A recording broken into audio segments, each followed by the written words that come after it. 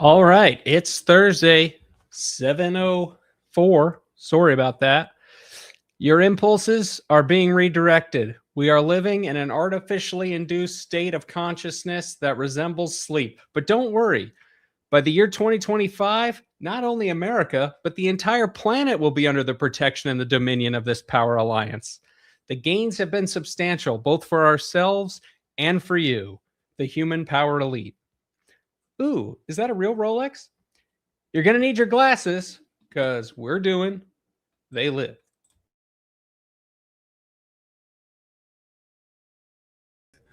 I want to do one for They Live.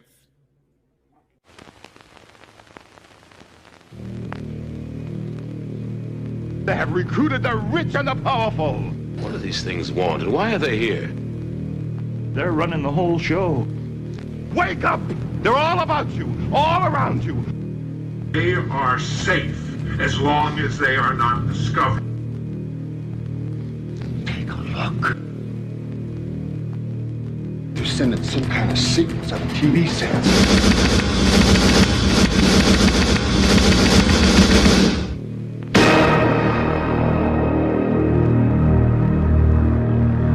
You still don't get it, do you, boy?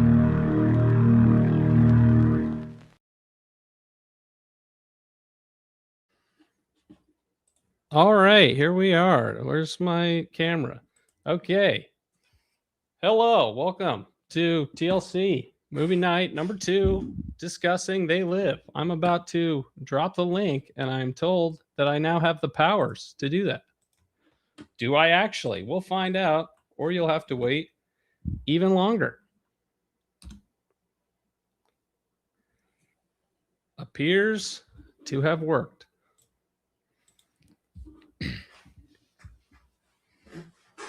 So yeah. Oh, geez, what am I thinking? I forgot my glasses. Just kidding. I of course have contacts, but just to encourage the people at home. Brett, thank you for joining us. Thank you for having me. This is going to be awesome. Oh yeah, for sure. No problem. That's what replays are for, I guess. Although not quite the same. Not quite the same. The whole point is to be virtually not alone, right? This is the point. So, yeah. Had you seen They Live before? It's crazy because I'd have to say no. And I used to go to Blockbuster and get all sorts of weird videos off the VHS depth. And no, I hadn't. So it was kind of cool. Awesome. Yeah, I think I saw it once many years ago. I've been thinking about it, and it's like there's a glasses on and a glasses off kind of thing with the movie, because I feel like when I saw it like 10 or 15 years ago, I watched it without the glasses on, and now I watched it again, and I feel like this time I had the glasses on, and seemed a little bit more like a documentary than I remembered. I think I have some comments from the let's see, do I have that? No, I can pull it up. I noticed that the comments on the YouTube version of They Live were pretty interesting.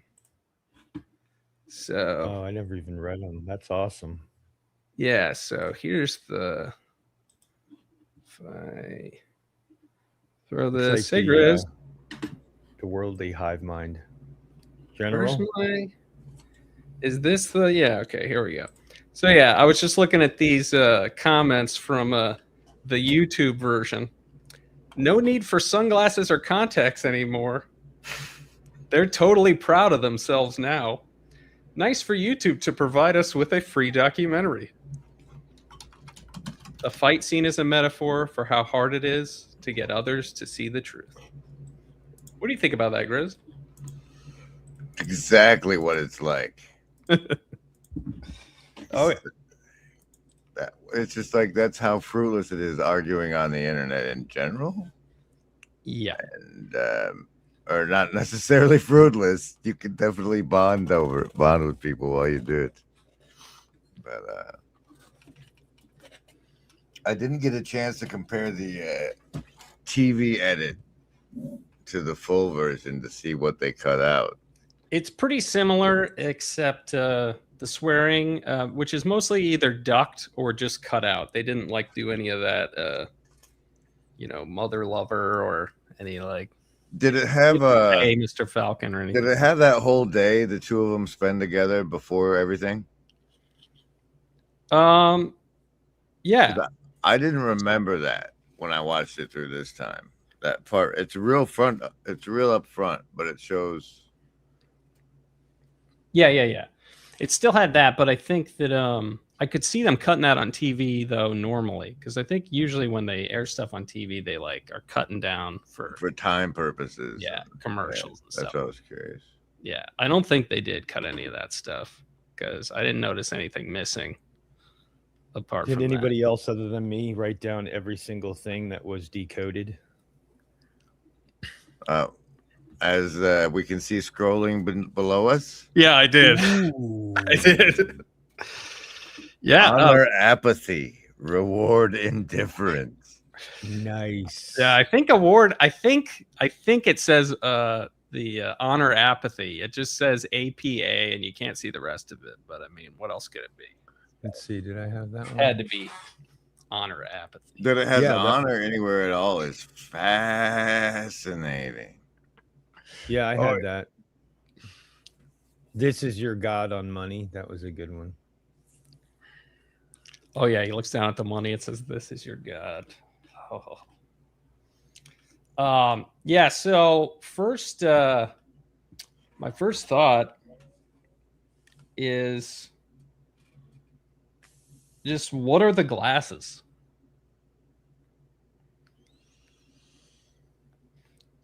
You know, I know that in the movie they were going for, they call them Hoffman lenses. Let's ask our friendly robot. We're going for, they call them Hoffman lenses. You got a little, we got some echo from you, Scott. I'm muting you. But you're muted, so you have to talk. What? Yeah, they call them Hoffman lenses in the movie. And Albert Hoffman invented LSD. So I think they might have been thinking about LSD as having something to do with the lenses. Or helping people see. Yeah, or helping first thing people I see. thought about was Jimmy Hoffa. Well, and I also thought of, there's like Abby Hoffman, who was like the one of the Chicago 7 and was like a social activist type guy, and he wrote that book Steal This Book that's like about how to live off the grid and stuff. I thought that was a government trap. Nice. Scott is also. Did anybody watch? Yeah, he's in the Aviators. I dig it. Did anybody else watch like Carpenter's commentary on it? No, I didn't. It's pretty. It's pretty interesting. His take on it all. I know that he has said that it was inspired by like Reaganomics in the 80s. And I also know that at one point he clarified that, it was not anti-Semitic. Hello, everyone in the chat. Yeah, anybody else wants to come on, feel free. And also, depending on how many people show up, etc., you can come on, you can feel free to leave. You don't have to stay the whole time. You can do whatever you want. And all of this is happening over on the Ezra Geo channel, which is in the description of this teaser you just got if you caught it on my channel. Nice. But yeah, so, I was thinking, what are the glasses, or what was, your glasses on moment? A glasses on moment from your life? Watching this movie, bro. Like the first time? Whoa.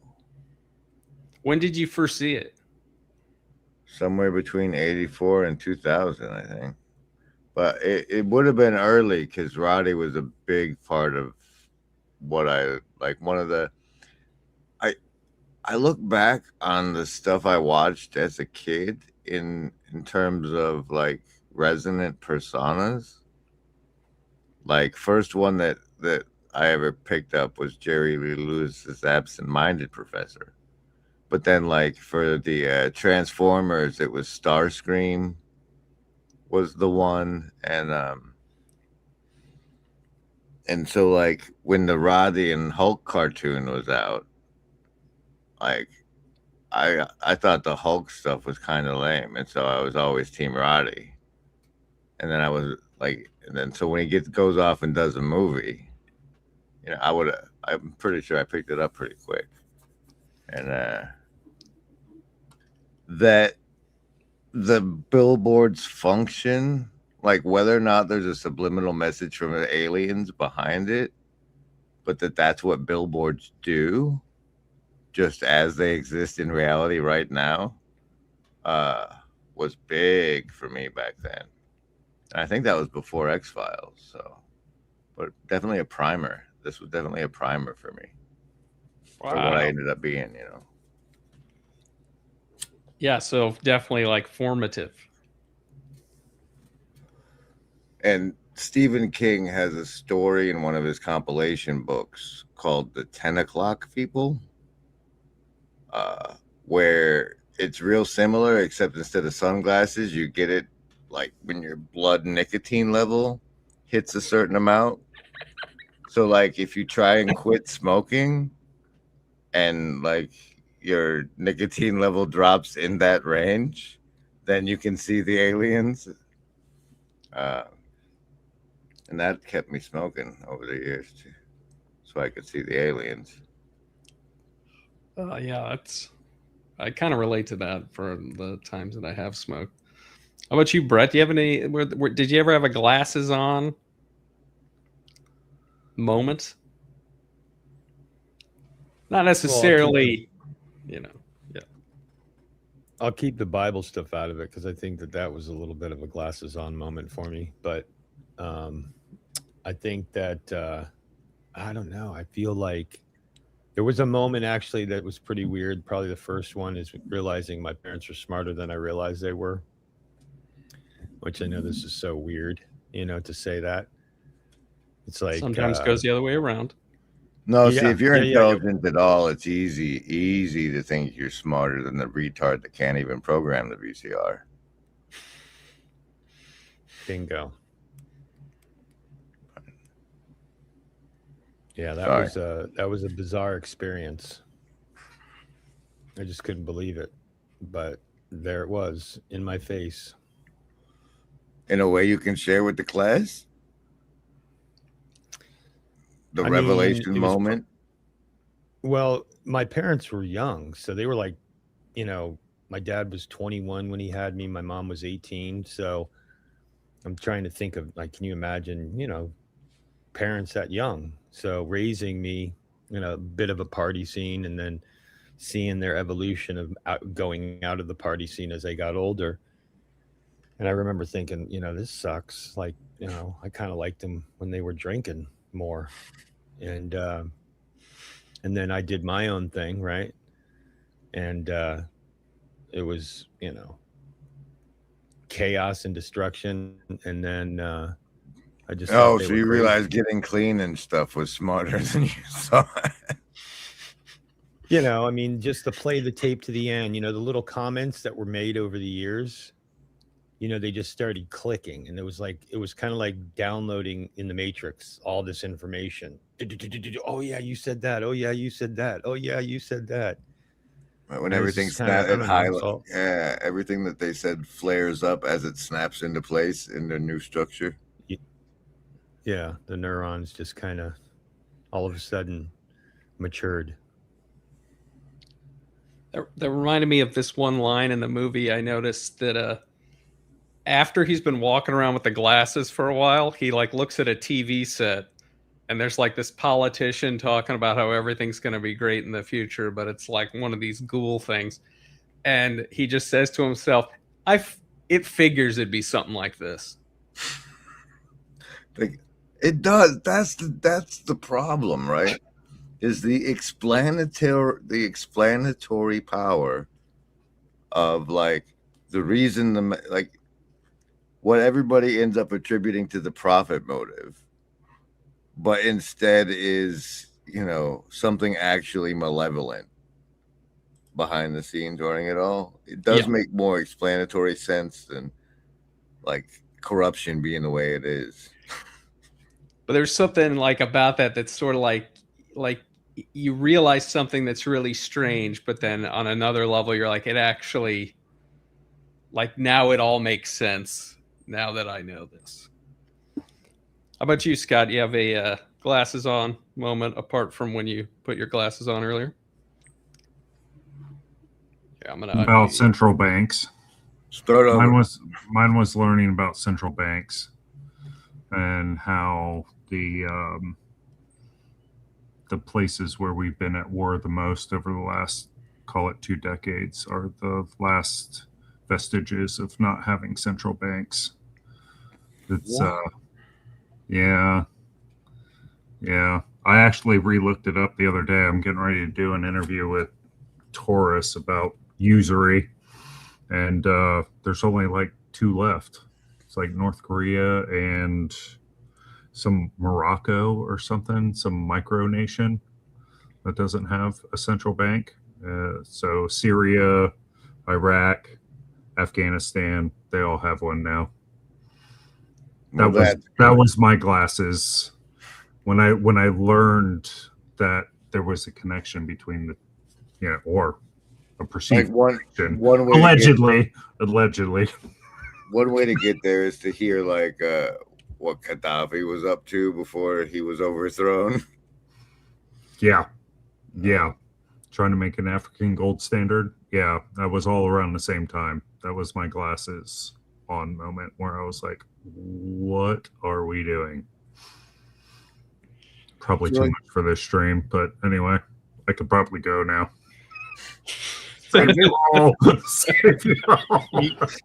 You've been staying up late with Olsen. No, I haven't yet. I plan to. Nice. On this watch through, I was like, it stuck out to me how immediately over the top violent he went. Yeah, like right away. And then it like how that was normalized and kind of isn't now. I was going to say, that's how I grew up. I grew up with that kind of violence being normal. Like in the time the movie came out, like responding in the fashion he did to finding out that the whole place was run by alien. But like now for me is if I run across fighting and get confirmation, it's just confirmation. I know that like the amount of corruption is so thorough that like such a violent explosion will accomplish nada. Like it'll accomplish John nada, as it were. Yeah, like and even fighting amongst friends.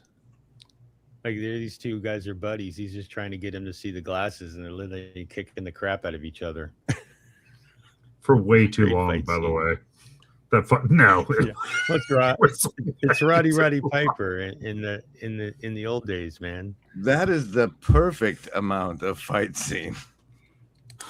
Maybe in real life, not for a movie. Yeah, I mentioned this earlier, but this wasn't until the second time I watched it, I noticed that when they go to the like underground, whatever it is, meeting of the human power elite, the first line is, "Don't worry," is by the year 2025, not only America, but the entire planet will be under the protection and the dominion of this power alliance. Wow. I was like, and what were you saying about the central banking? The Tulip? Exactly. And you will own nothing and like it. And you can't count North Korea because, well, you can, but personally, I believe that it's like you get all the countries together. We're like, look, someplace has to be the absolute worst. And if you do it well enough, like, we'll hook you up, bro. But yeah, thinking about when he first goes super violent, it's interesting because there's these two like cop ghoul guys, and they're like, hey, you've stumbled onto something, but maybe we can all profit from, this little mistake. Let's just go somewhere quiet and talk about it. And in 30 seconds, like, both those dudes are dead. He's got a shotgun and he's storming into a bank going, I'm here to kick ass and chew bubble gum, and I'm all out of bubble gum. That was my favorite line. Out of all the cheesy lines, that was my favorite. That was all Roddy Piper. He gave Carpenter a list or a notebook of a bunch of lines, and that was the only one he chose. He said, this could work. Now, timeline-wise, was this before or after Duke Nukem? I believe it's before Duke 3D for sure. But I know there was like the 2D Duke Nukem games. But I was thinking when I was watching, I was like, this, like, yeah, that definitely was taken from this, I think. And he kind of he's got blonde hair too, which is Roddy, right? But I think Duke Nukem, doesn't he quotes some other people too, I think he quotes. Yeah, I just like, it feels like Duke popularized it more and it came from here. Yeah, I think so, for sure. It was released in 2011. Oh yeah, and even the first Duke Nukem 2011 for Duke Nukem. Yeah, and Brian says that the original like 2D one, was 91, so that's still after. Because this is 88. So, have you guys seen that lady in other movies? And are her eyes always that creepy, or was she wearing contacts, or is that like just what her human being eyes look like? And why does he like let her off the hook for throwing him off the balcony? Like, what? Overhead with a bottle. Like, no explanation either. That was their version of love, I guess, in the 80s. No, because like, it makes perfect sense. You don't. Hey, lady, why did you like throw the home intruder out the window? It does make sense, yeah. I mean, I don't, because you were a home intruder. The XX style. There's a lot of great lines in this movie, I have to say. There's a lot of great like one-liners that really stuck out. What's your favorite? And bubblegum can't be it.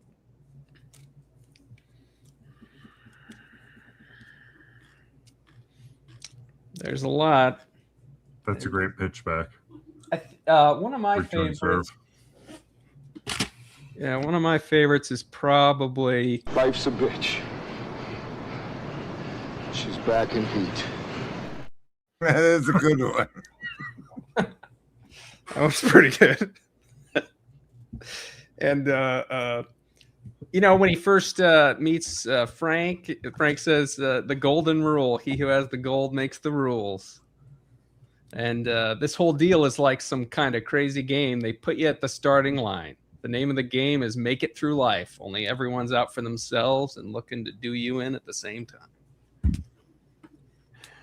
Dog eat dog. I thought it was very Greek, very Greek. Roman. I thought it was interesting how his friend, Frank has this like darker. He kind of has this darker, cynical view at the beginning. Like Roddy is sort of like, "Hey, you gotta trust life more" or something. And the new friend is like, "Dude, I got a wife and kid in Detroit. I've been out here trying to stay alive. I know how the world works." He was my boy in this movie. What's that? He was my boy in this movie. Oh, yeah. He was my waiter. Yes, for sure. He's just an awesome actor. I love him. Is that waiter thing an inside reference? To My Dinner with Andre, Scott connected with the waiter. Okay. Who was annoyed. Yeah, me too.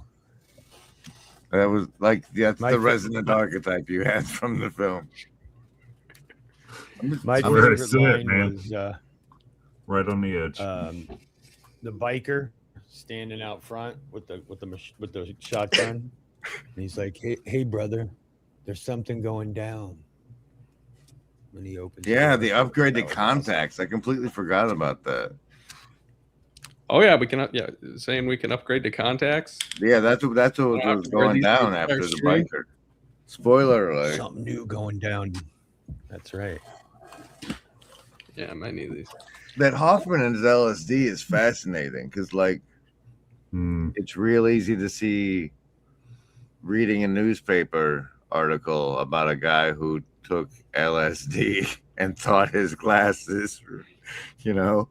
And I remember a case in the 80s where some lady cut off somebody's head, some doctor's head, because she thought he was a reptilian. So, Yeah, so it's like I was one. I think somewhere somebody, I think maybe Brian left this as a comment or something. Somebody left a comment that was like, how long would it take you to go that violent? Like they go that violent, like wouldn't you need a little bit more? How would you test what the glasses were telling you? Because what stood out to me is when he first gets them, it's like, how do I know that this is what's real? It's not here hallucination glasses. Because the glasses are a mediator. It's like I'm looking through them. Like this could be the lie, Especially with the context of the church across the street.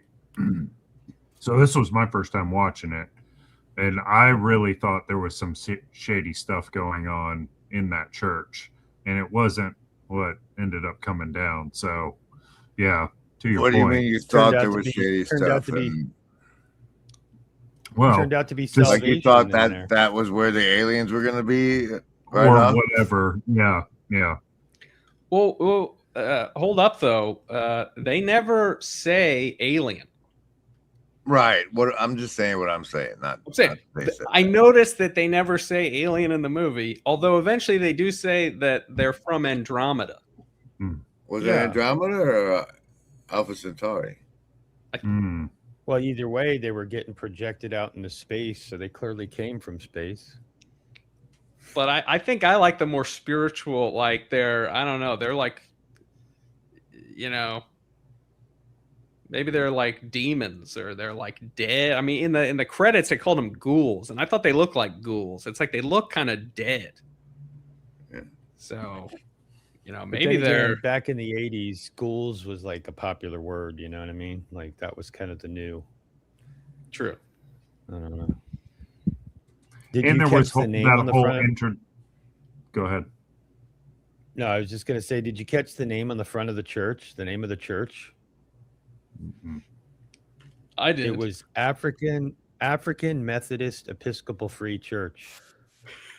Yeah. Got it all. There's no Unitarian. Apparently, that's a real denomination. Is it? And it was the first. Is it? It was the first independent Protestant denomination founded by a black man, Richard Allen, in 1816. Episcopal Free. How about that? Well, I thought it was funny because clearly Free Church was by itself, but I thought it was funny that it was African Methodist Episcopal Free Church. Like you're free of all this. So it just sounded funny the way it was. Methodist free. Come to our Methodist free church. We got rid of them. It's funny. I've seen that free church before on a church, and I never thought about like the origin of that. I would always just think, like, do other churches cost money? Like what? I think it's probably a slate on churches that take donation, that take offerings, and it's kind of like, you know what I mean? I think that's what that's about. I think it's because they were black and it was 1816. Yeah, that makes sense. That one makes sense. But what did you guys think of the blind religious man? Like mouthing the words that were being broadcast by the subversive broadcast. And what did you think of the subversive broadcast? That's what I didn't like. I didn't like the subversive broadcast. You know, like waking up people against their will. It's not about against their will. It's just that it's shady. You know. How would you go Yeah. about Yeah, notifying well- everybody that Oh. aliens had taken or ghouls had taken over positions of power in your society? I would beat one person for 20 minutes. No. Do That's you how mean long the that's fight right. scene was. Do You're you mean- Darth Scott. Yes. I'm a warrior in a garden. Yes. Very dark. Do you mean because it's like cutting into other TV shows is why? Like because they're like kind of hacking into the thing? Because it's like, you know, is that No, what makes the Grizz show okay? Is that you have to navigate to it on your browser? I was thinking if Grizz took his filter off, Scott would be pretty pissed. All that subversive stuff you got going on behind the filter. What do you mean by filter in this? Mm-hmm. I just feel like we could change people, and if they don't, then we get the outcome we deserve. I just feel like you're shitting on the best part of the movie again after we've already discussed. I'm sorry, I can leave. You're I gonna love almost- that scene, or you're gonna start eating this trash can. I'll sit in the trash can. You can call me Don't you Grover. know that violence between Awesome. men who end up as friends is the equivalent of sex? That is like a sex scene. That's funny that you mention that because I had planned to address the love scene in the film, you know, and so I think we should just go ahead and revisit that now. I'm giving you a choice. Either put on these glasses or start eating that trash can. Stop it! No! Put on the glasses.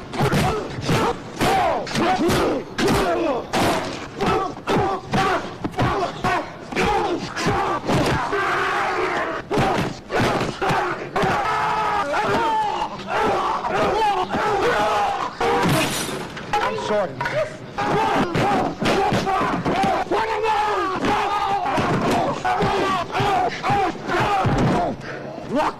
Look at them, they're everywhere!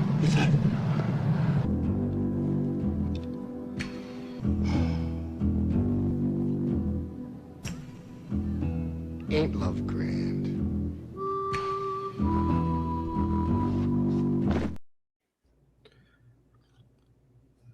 Ain't Love Grand?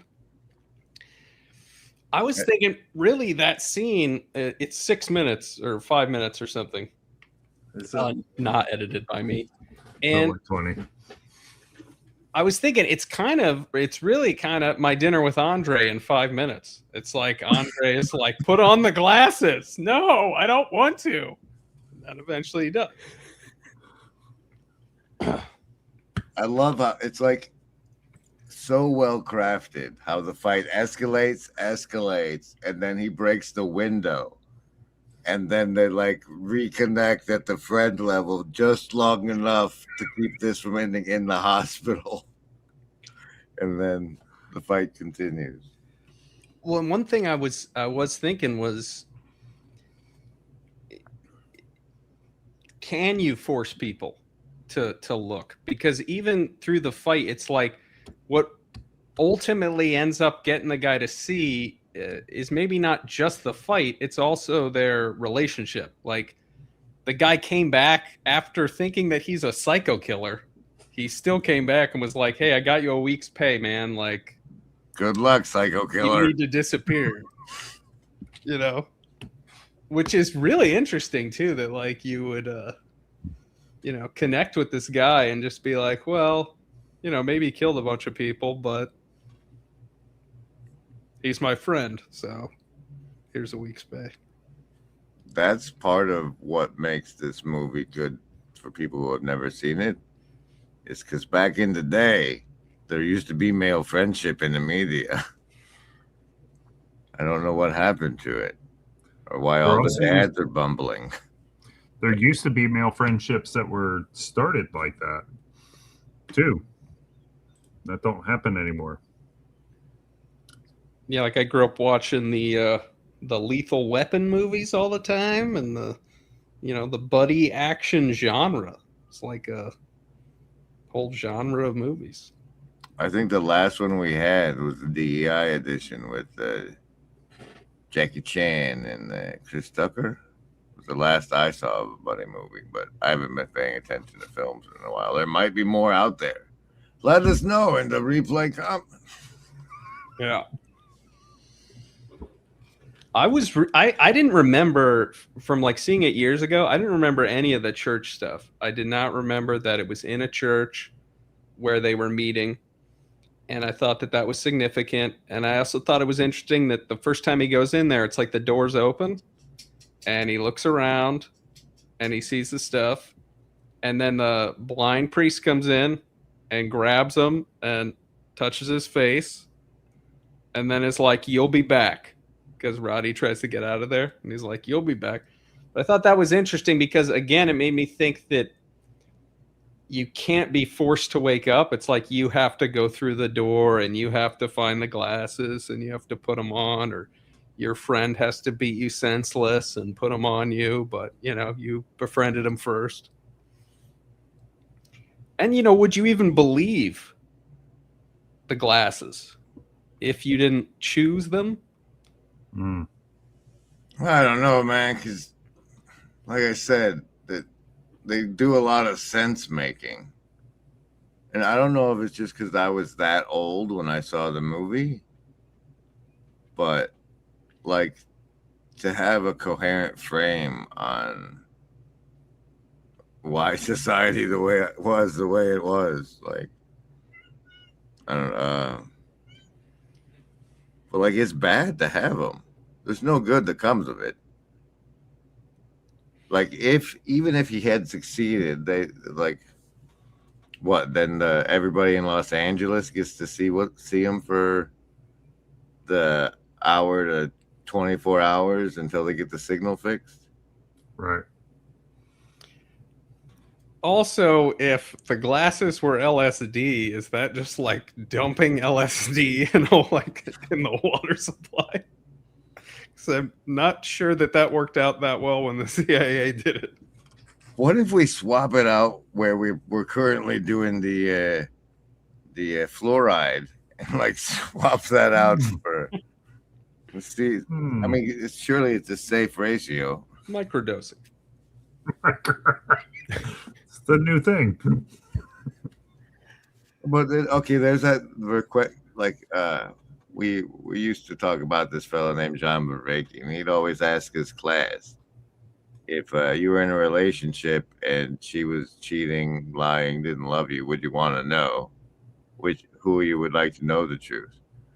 Extend that, therefore, then to like, there's ghouls running everything. Do you want to know? There's an interesting story. You guys should look it up. And Catherine Austin Fitz. She was the head of the housing agency under one of the Bush administrations. I can't remember which one. But she was talking to a bunch of church people. And she was talking about everybody's 401ks and IRAs being tied to the fact that a majority of the profits are made from kind of bad deals, we'll say it that way. And if you could stop all the crime happening in the United States by hitting this big red button, would you do it? And the whole group of people that was from a church, none of them would hit the red button because they didn't want their 401ks to go down. Similar kind of situation. And this is where the participation matters. What we participate in matters, right? And we all do it. I'm not saying this to say I'm better or you're better or they're not better, but we all participate in the system that allows these things to take place, right? And so more than likely you're going to be a lone wolf like this guy saying wake up, and everybody's going no. Similar to the Matrix, right? Like, no, thank you. yeah, I don't want it. The steak is delicious and juicy. Yeah, send me back Yeah. as a movie star. Right. Yeah. All right, here's a spin. How dark does this thing twist if, like, he doesn't get his friend to put on the glasses, or he does get his friend to put on the glasses, and the friend's like, I don't give a shit. I got kids. I'm not playing, and leaves. Then where does the movie go? Because that's the more likely scenario.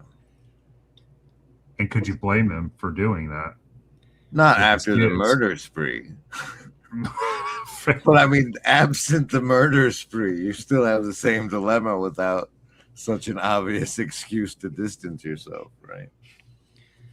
Well, I started thinking that somehow the whole movie comes down to the boobs at the end, I miss those.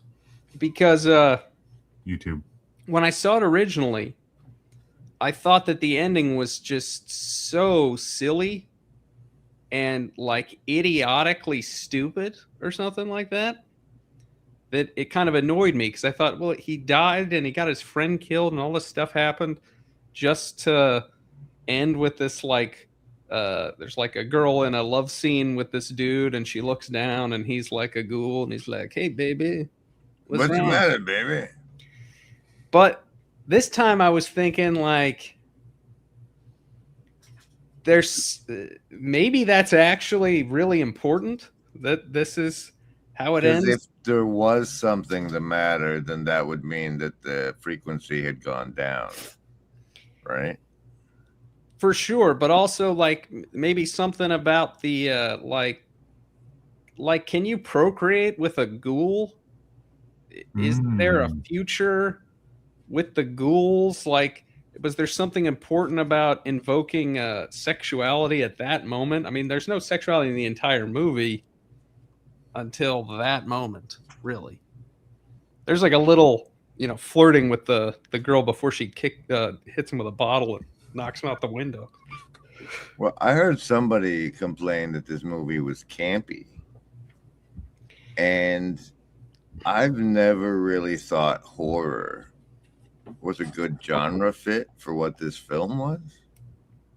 I mean, to the extent that the ghouls look ghoulish seems to be the extent of horror in this movie. It's horror in the philosophical sense. Until Ezra says, hey, that part at the end is about how it's now that Roddy has failed, the hybridization program has begun. Well, or did he succeed? Because, I mean, if he knocks out the one satellite for that area at that moment, and then she can see that it's a ghoul with her own eyes, then, yeah, does the hybridization stop then?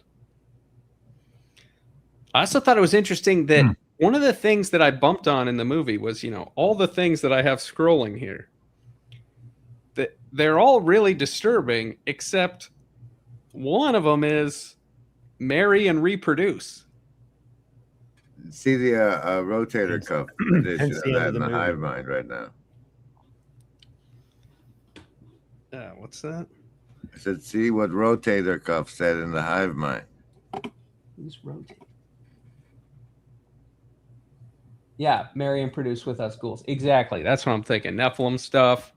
Exactly. Because otherwise it doesn't really make sense. I was thinking, like, well, what's so bad about the, marriage and reproduction? Like, They didn't have robots back then, bro. Robots were still too far off. You needed the breather labor force for quite a while. What did the guy say? What did the cops say to him when the first two cops? Remember what he said? He says, "You guys, we see you the same way you see us." Yeah, you're as gross. Yeah. Yeah. How did he say it? Yeah, something like you're as gross to us as we are to you, or something like that. I forget exactly. Yeah. And he was like, I doubt, yeah. he wasn't buying that. Which I kind of, I think there's some truth to that. Like, I mean, There's definite truth to that if you're last seen, unless the frequency works both ways and it makes us look like them to them. That last scene would indicate that the cop was not telling the truth. But they were, I mean, they were maybe they were spies, like that, having it with our women at the end. Yeah. So maybe that's not so true. Maybe that was, yeah, maybe that was the thought I had, was the Nephilim. Yeah. Yeah, I very much picked up on like the spiritual read of like, these are demons. You learn about them in church. You learn that they're everywhere. I mean, a lot of the stuff that the priest says. I think he said I don't have eyes and I can see, or something like that. Yes, yeah. Which and is like crazy, in his first speech, he says, the venom of snakes is under their lips. They have taken the hearts and minds of our leaders. They've recruited the rich and the powerful, and they've blinded us to the truth. And our human spirit is corrupted. Why do we worship greed? Because outside the limit of our sight, feeding off us, perched on top of us from birth to death, are our owners. They have us. They control us. They are our masters. Wake up. Which maybe isn't that different than a sermon at the Episcopal Methodist Free Church. Might be the prince of the world, huh? And so, yeah, maybe they're, and also, metaphorically, like, I mean, that's how I relate to the movie is everybody's like talking about disclosure now and acting like this movie is a documentary, and it's, you want back? So, Hey, that bit you just read? Yeah. It sounds a whole lot like the Carlos Castaneda bit from Flyers Mind, or the Flyers Mind bit from Carlos Castaneda. What's that? He goes out. It's a book, Edge of Infinity, something of Infinity, I think. It's a writer goes out into the desert, meets Mexican shaman Magic Man, who eventually tells him that like there's invisible predators feeding off our attention. That like when we're born, we're covered in a beautiful cocoon, and that they get us to pay attention only to the bottom feet of our awareness is like their food. And like anyway, that line you read from the priest sounds a lot like some of the ways he perched on us from birth to death.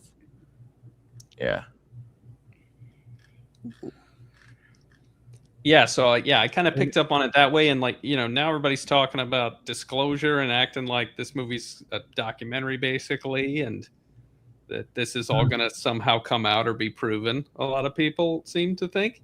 You mean that the They Live setup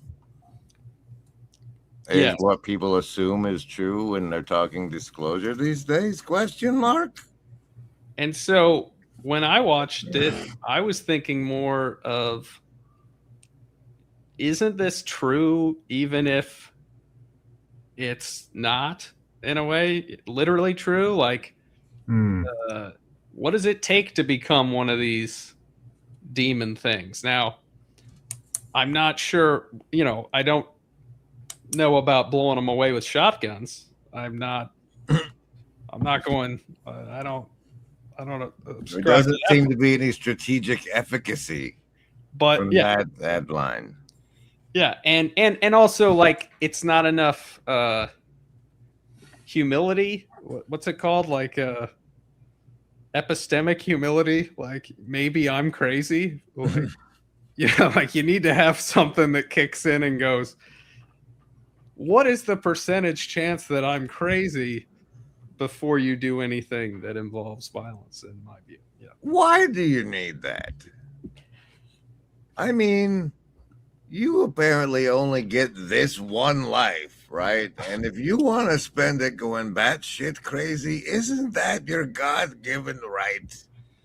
Well, it becomes your responsibility not to infringe on my right to be alive, I guess. I would say it's your duty, Yeah. just because I like that word, Duty. duty. Duty.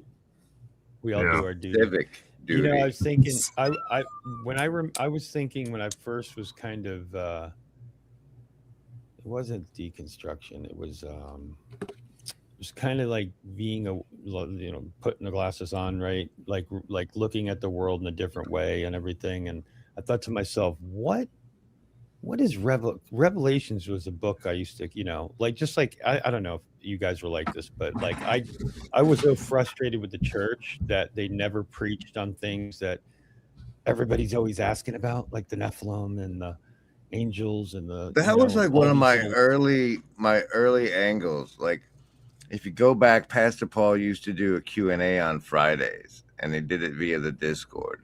And I got like 5 or 6 times in there. And it was always stuff that like, here's what every atheist bothers every Christian about. What do you say? Yeah. I mean, I wanted to know the actual stance and why they never ever talked about it when I knew that people cared about wanting to. So like my pastor did a Revelation series, which is like, not normal. This was at night, so it wasn't the regular service. And I went there with my notebook, and like I'm trying to determine, am I all millennial? Am I premillennial? What am I post? What am I? What do you mean there's 3 different types of times the rapture is supposed to occur? What is it? What? Like I didn't realize there were all these options and everything. And like, this is stuff that I think people are interested in, Meanwhile, it's just me. Well, I mean, I'm not the only one that's interested in it. But when I was thinking about the aliens, when I read that part where it says there'll be a massive falling away, I started pondering what could possibly make humanity, even potentially Christians, right? Because they talk about stuff like that, fall away in that way. And then you think about aliens, or you think about, the idea of that. And you see how at the end of the movie, these elites are, making money and everything. I mean, what are you kidding me? Like, if people knew they could travel the solar system and do all these things and believe that they seeded us as creation, or all these whatever it is, that'd be the only thing that I could see that would sway an entire planet to abandon,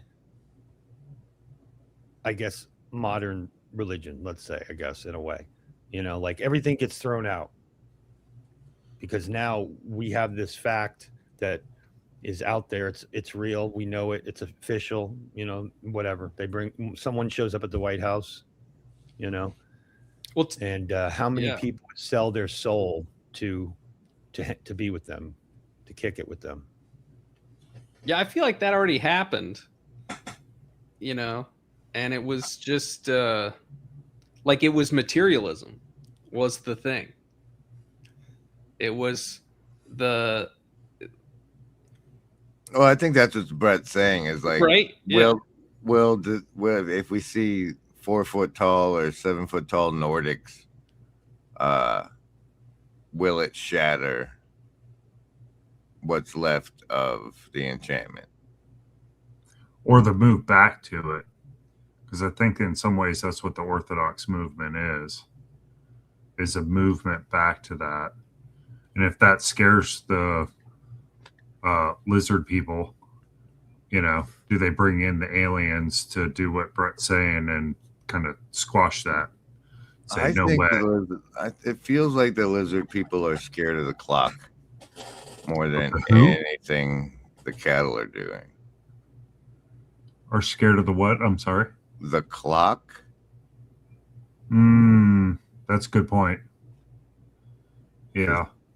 Like, you think they see an asteroid coming? I think it's harvest time. Me too.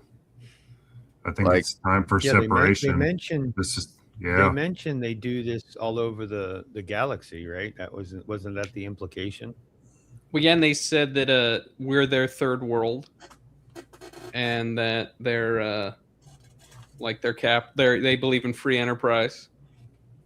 Like third world, or the third world in an order of them taking over? The guy says we're their third world, like they're like like a you metaphor. know, Third cow. yeah. And another guy says we could be pets, we could be food, but what we really are is livestock.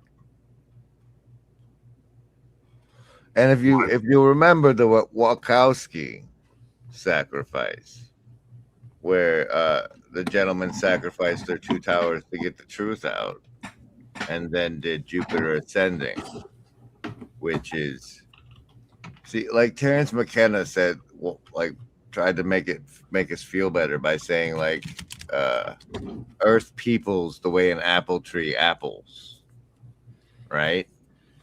But that's that's where the harvest comes in.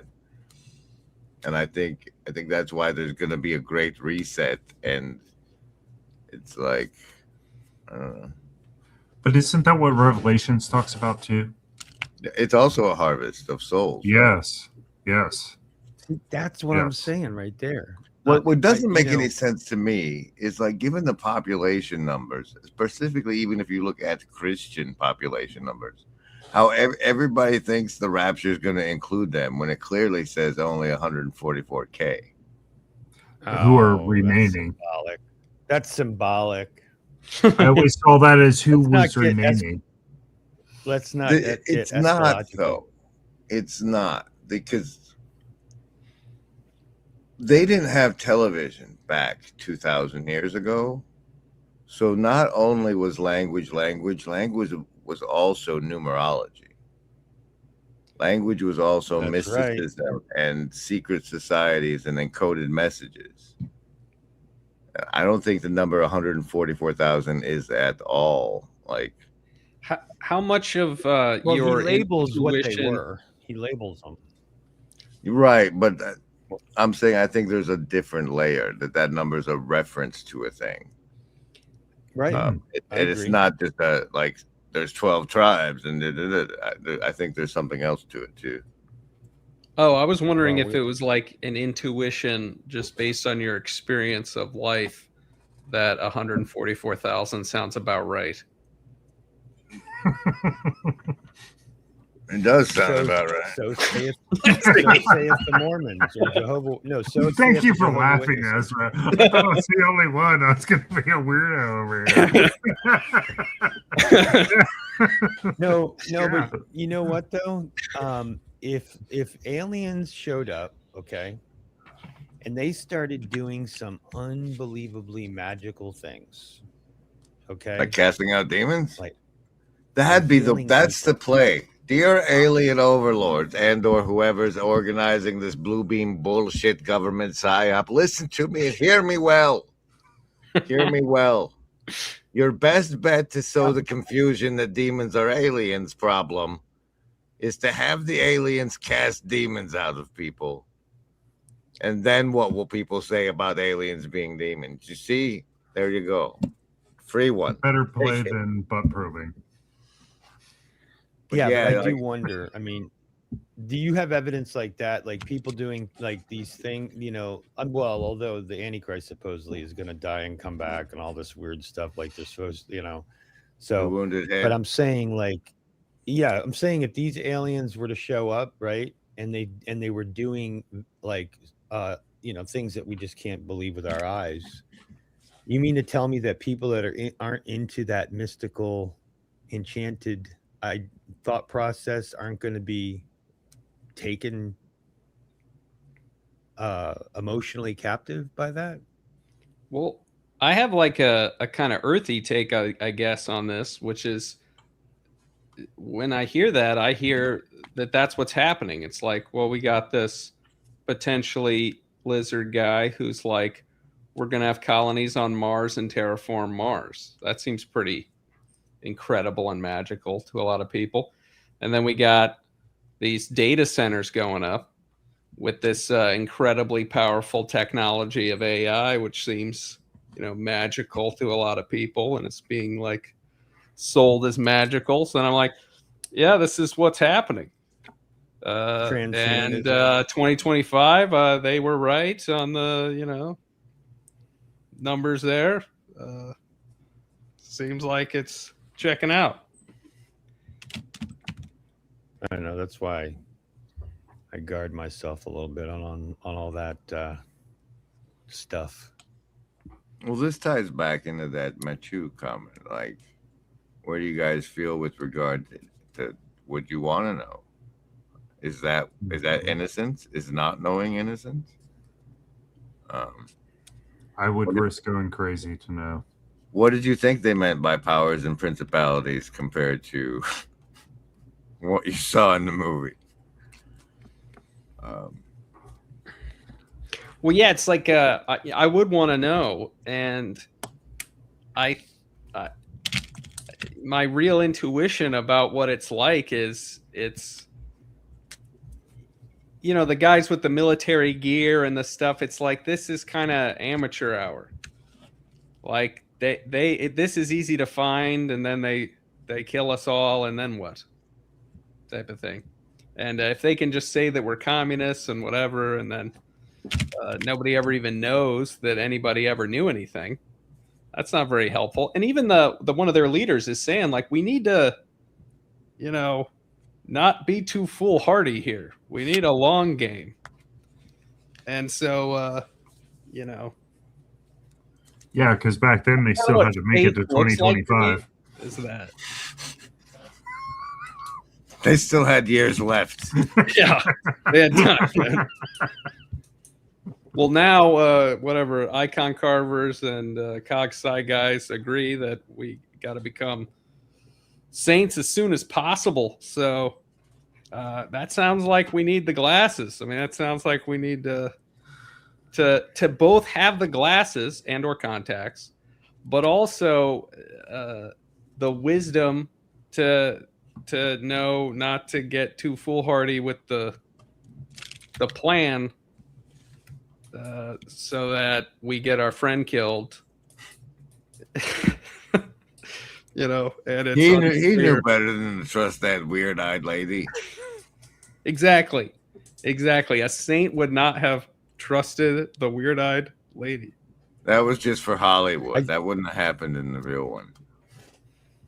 Yeah, the real one. I do think. You see that comment from Lady Macbeth over there? Oh, yeah. What did it say? The Plato one. I do. While we're waiting, I do think there's something. I like Scott said, I'd want to know or go crazy. I kind of would just hang out and wait until like Elijah prayed for his the young guy's eyes to be open. Like, I kind of am okay with waiting for that. Like, I don't think we're going to get an opportunity, brother. So you think the Elijah version of They Live, the entire battle, like he said, powers and I mean the things that the unseen realm, so to speak, that stuff. If you're into his stuff, whatever his name is, Michael what? Heiser. His name is what? Michael Heiser. Michael Heiser. I'll say it. Kaiser. I'm not into it. Not Kaiser. all right. We're about an hour. We're about an hour in, so I say need a bathroom break here. So let's play a thing that I made. Oh, branding. How long is the branding?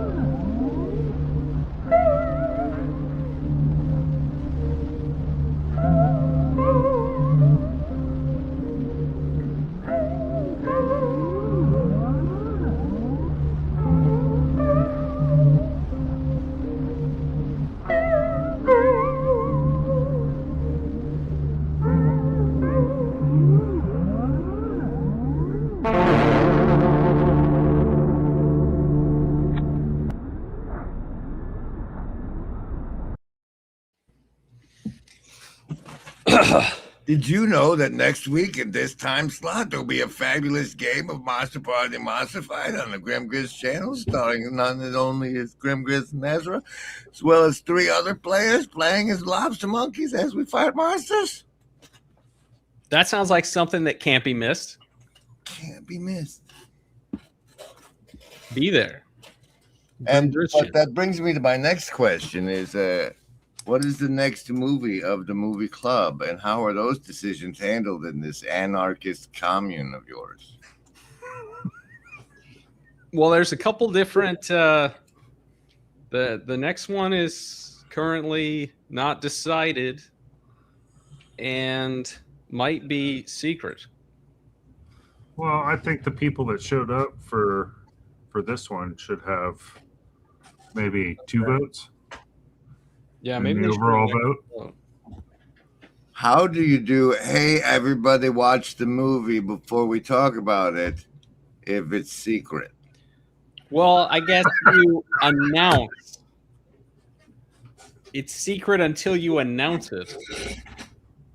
So we need a little bit of. There needs to be a little bit of time between them. So this is a dictatorship. Well, no, I try to pick up on stuff. People. I mean, this one you requested, so. Another one I requested, you're favoring me way too hard. Did you see Chad wanted one? I remember it sounded good, but I don't remember what it was. But so you have movies queued up Yeah, many for the club yeah. already. Well, the first one was just that people were talking about My Dinner with Andre, and I noticed it. So if Well done, by the way. So that one counts as them, not you choosing, right? Yeah, Fair, yeah. fair. And then I chose this one. yeah, so I think it's a mixture of people kind of agreeing on one, or people starting to talk about one naturally, and then I pick up on that. And maybe it's also kind of like everybody gets one until we decide that, or until we as a group determine that you're not allowed to pick them anymore. You know, if people are very just, there'll be a very just king, great king. Same with movie choices. It's true. That is true. But yeah, in my creepy branding, the guy turned into one of the things. And one of the questions I have for this movie is, it comes down to the discernment of how do you figure out if they're evil or not, or how evil they are. And if you're doing the wrong thing by fighting them or helping them. Let's take it to pig farming real quick to simplify. Right? We can get rid of the aliens and be like, are we evil based on pig farming? Particularly the ones where they reportedly don't get to turn around ever in the course of their entire existence. And your delicious bacon, like, does that make, like, as a species, are we evil? And do we continue, are we doing good and evil by species, or are we going to assume it runs through the heart of everything the way it runs through our own heart? One, is it additionally evil to start, taking the fight to pig farmers, because you're stacking up, perhaps you're stacking up more evil on the evil. But I just thought it was interesting how quickly he turns against them. And I thought in the movie it was related to how the cops demolished the homeless encampment, or the tent city, or whatever it is. Because how when the Chinese guy is coming, they can clean up LA real fast. Yeah. So they destroy all that in the movie before he has the glasses. And it seemed to me related to how quickly he goes renegade on everybody.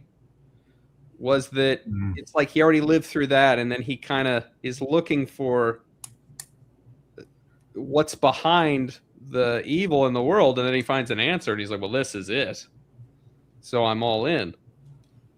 But, Is it possible that these aliens are the good aliens and that there are even worse aliens that they protect us from and they're corrupt and imperfect, but you know. Hmm. Well, I'm sure they're going to use that plot line.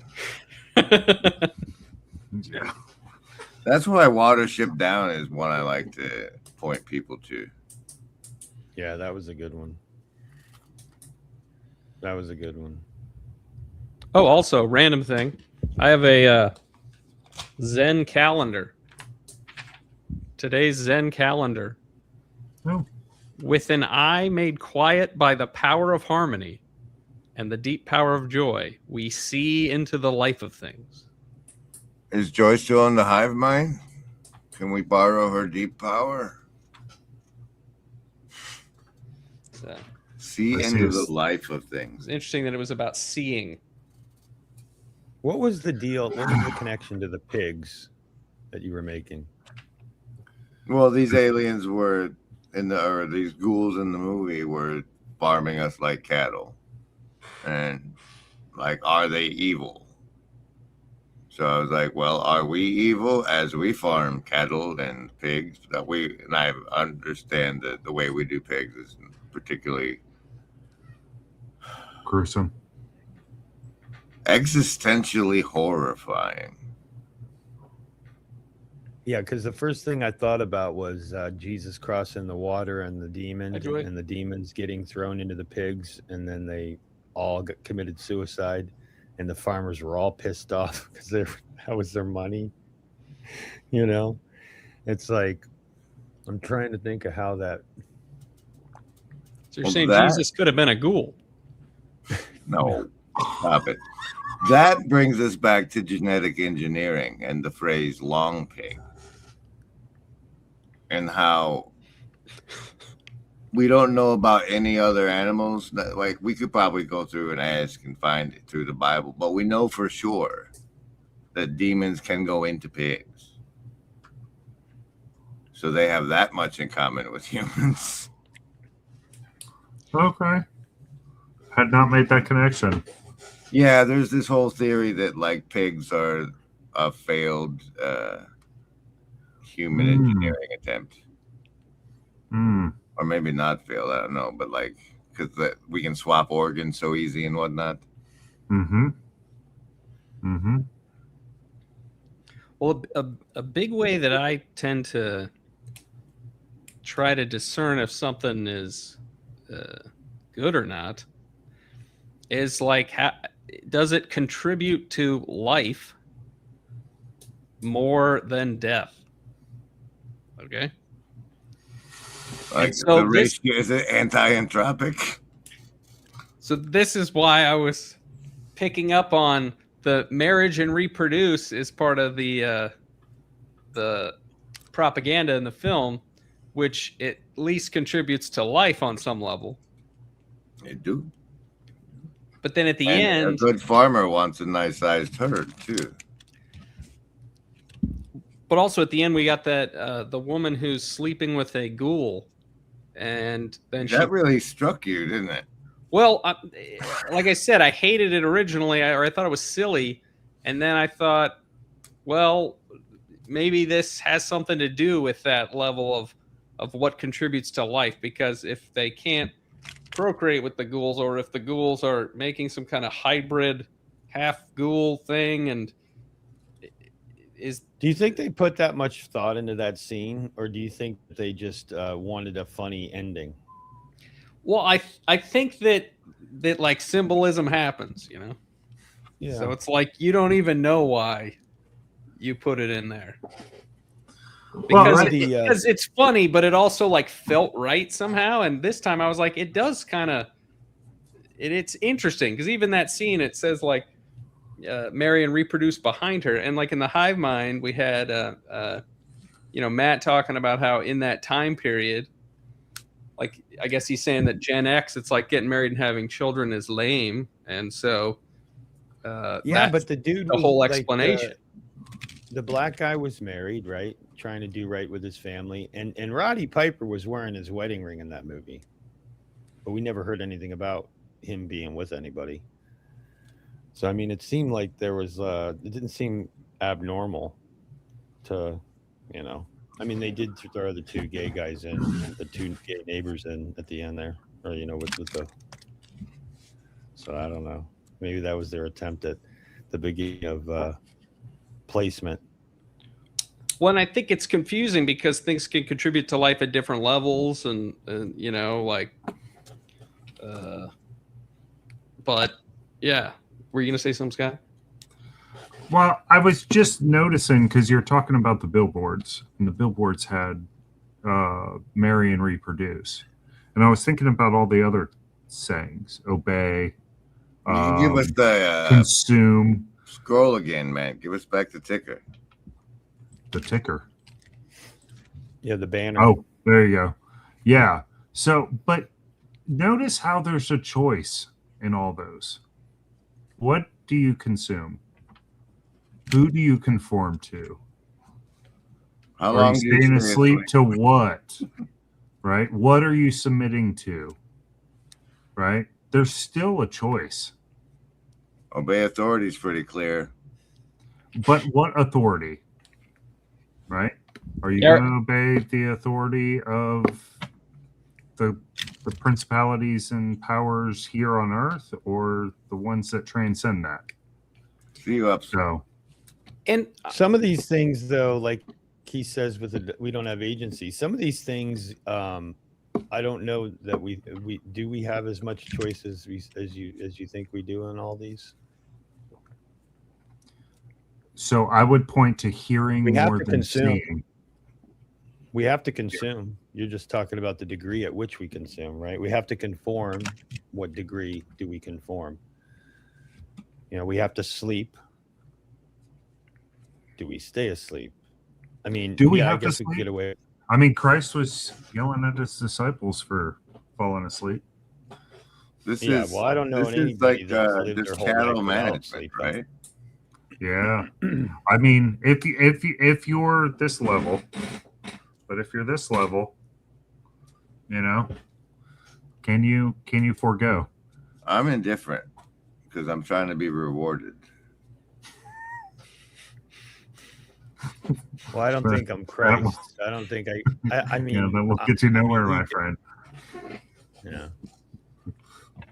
But he Yeah. ate like humans. He slept like humans. You know, but not as much. I mean, it's not like, I assume he wasn't 350. we don't know.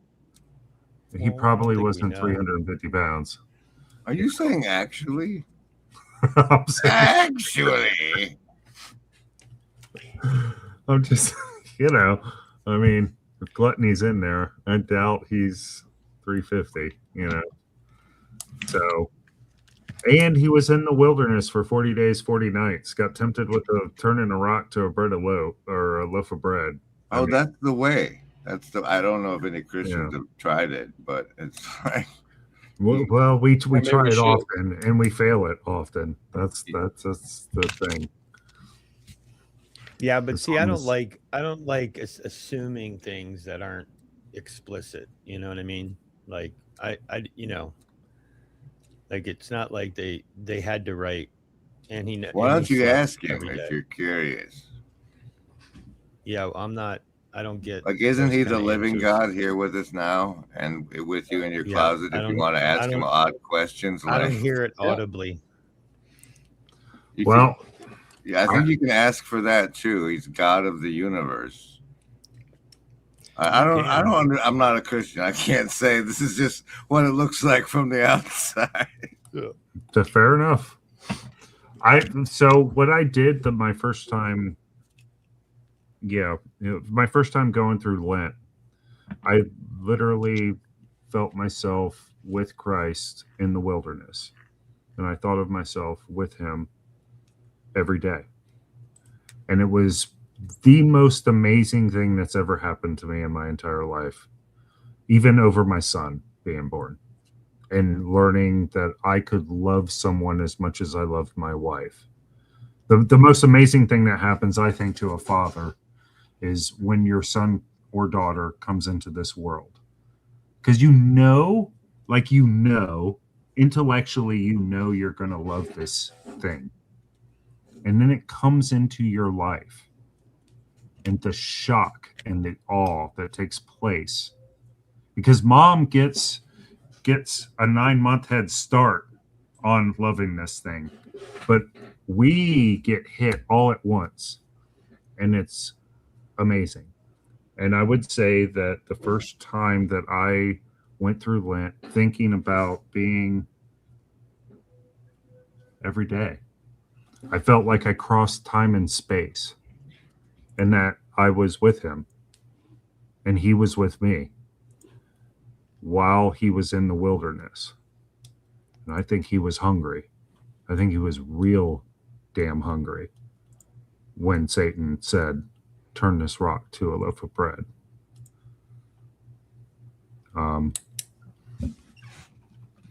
That's, call me crazy. Maybe I got, hold on. See, that's when you got your glasses. That was the answer to the first question. Yeah, like what if instead of LSD or glasses, if you just followed the way and fasted, you could see demons riding around on people's shoulders. Yeah. Maybe. Cast them out. That'd be neat. But it's like in this movie. What's that? Go ahead, Ezra. I was just thinking about how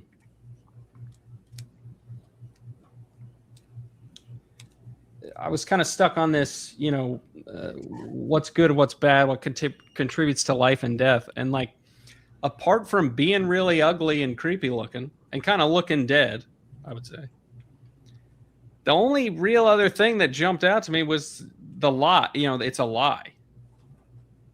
And because it's not like he saw them do a bunch of evil stuff. Like a movie could have had a scene where he sees them doing some unspeakable, horrific thing, and that motivates everything from then on. But the only real motivation is they look dead and they are doing a massive lie to everyone. And so I was wondering, how bad is a lie? How do lies cause death, Megaron. What were their motives, by the way? You heard the woo and you came, man. I think lies would on their own, but particularly in this case, the lie was enabling something actually nefarious that wasn't really detailed out, but involves the ruling elite achieving it by 2025. It was pretty implied, but the lie was very clear. Like what they're lying about, not so clear. The lie, crystal clear. Megaron, thoughts? Had you seen They Live? Are you roboting? Are you frozen? Are you being attacked? Yeah. They're attacking his broadcast. See? But yeah, so it got me thinking, how bad is a giant lie like that? Is that in and of itself evil enough to, give up your life on a rooftop? What exactly were their motives though? I feel like I didn't get that. We don't know. Yeah. We know they called lied. us cattle, but they weren't explicit as to what they didn't even. Yeah. I don't even know if we heard one of them say that. They were just like talking to the ruling elites. Ron, what's on your mind? If I can give an opinion about fasting and casting out demons, this is just my opinion. A technical point would be you don't fast to get them out of people. You're fasting to align yourself with God. And I don't know if that's splitting hairs. No, I think and I'm that's not disagreeing. Right? Who said that it wasn't? No, I don't know. I hear Grimm talking about fasting, and I think he's right. There is fasting makes a difference. It doesn't affect the demons that affect in a good way. It's denying your Scott, when you said Jesus was hungry when Satan tempted him to turn the stone into bread, I'm like, dude, he was at 40 days, your body goes into starvation mode or something like that. And so yeah, he was hitting them.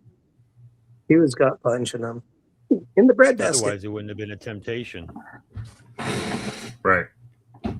You're saying he was fighting not unlike the fight in this movie with the evil there.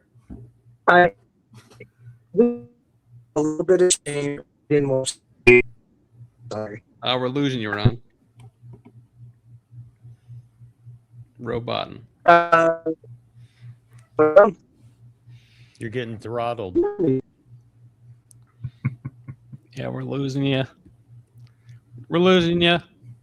Taking you off to No, your but you know, screen. I again. actually have fasted before, and I think it's pretty special because the way that I was taught was during that time, and I do it healthy. You know, everybody's different. Everybody's petri dish is different, so you got to be healthy and be smart. But I was taught that when I get into those moments of need, you know, where it comes up, food, or to dive into the Bible, to pray, and to align my focus on Him, and yeah, they are greater insights that I would get from His words. They seem to hit deeper, and there are, I've heard stories of people going to extremes, and I'm sure there's some of it that can be hallucinogenically happening and because of the lack of food or whatever, but I'm sure that, I can't rule out what God can do and He's capable of, as far as that goes. But yeah, I think it's a special thing, I know people that swear it off. They don't think it's biblical or something like that, but I'm not so sure about that. I feel like it is biblical. That's just my take. I think the furthest I ever made it was like most of a day. But even just fasting for an extended period of time, even if it's only under a day, does have, if you just are trying to figure something out or solve a problem or anything kind of mental or anything spiritual, I thought it was obvious that it had results, even on just a day. Just waiting to eat until you've gotten to where you're trying to go or gotten the answer that you're waiting for or asking for or something. I don't know. But that's been my very limited experience. I'll just circle this back to your asking about the lie. I mean, Yeah. what are the things that hurt us? What are the things that hurt us the most? I mean, obviously I haven't been murdered, so I can't speak to that. But lying's pretty up there. Betrayed is probably my biggest one, Which you could I correlate think with lying. Yeah. And aren't betrayers at like the lowest circle of hell in Dante or something like that? I think it might have been. But those are the ones I feel like those, because for a long time I've thought that the gradations of sin, there really isn't one, right? If you break one of the commandments, you break all of them, sort of thing. And I think all of them, even if more slowly, leads to death. The problem with lying to somebody or betrayal, if we're going to use that word, is that you then have the potentiality for exponential growth. Because I betray you, Brett, and then you, with your hurt, betray 3 more people, and then that grows. And so it has the potentiality Yeah, it has the potentiality to grow. Whereas if I just kill you, right, it has an immediate impact to your circle. But unless you're going to revenge and we're going to go back and forth and do that thing, right? So it's a lot more sinister, I would say. That makes me think of like, if it's a very successful lie, then it's this thing where, you know, it's one thing to harm the body or harm the person or harm a group of people, but to like harm the spirit itself or the you know, sense making apparatus. It's like, well, now we can really get going. Like one of the greatest depictions of evil that I've seen in a movie is from this movie called Come and See. It's a Russian World War II movie about the Nazis. And the Nazis are going into these villages and just like killing everybody. But there's this part where they get like a town in a barn and they kind of are like, okay, well, who's, you know, above childbearing age? You can go free. Everybody else has to die.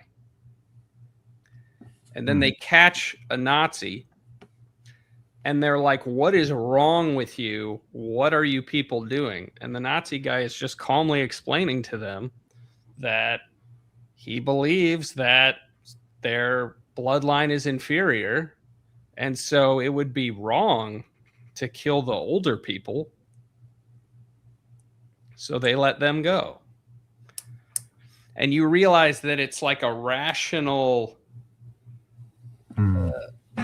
you know, his like rationality mechanism is working on lies. And it's like, yeah, you get a good lie in a working apparatus, you know, the evil can go off the chart. And I do feel like that's part of what it comes through even in this movie. Even though they don't even explain exactly what is evil about this cabal of ghouls, and we maybe fill that in with our own projection as the viewer or something. Yeah. It's this idea of if they're evil and they have the capacity to lie at that scale, then who knows what they could get away with? You know, like who knows what all they're behind. Like there's another part of the movie where Roddy tells his like childhood trauma, where his father tried to kill him, and his friend says, I got a clip somewhere. Maybe they've always been with us. Those things out there. Maybe they love it. Seeing us hate each other. Watching us kill each other off. Feeding on our own cold fucking hearts. I got news for him. There gonna be hell to pay. 'Cause I ain't Daddy's little boy no more.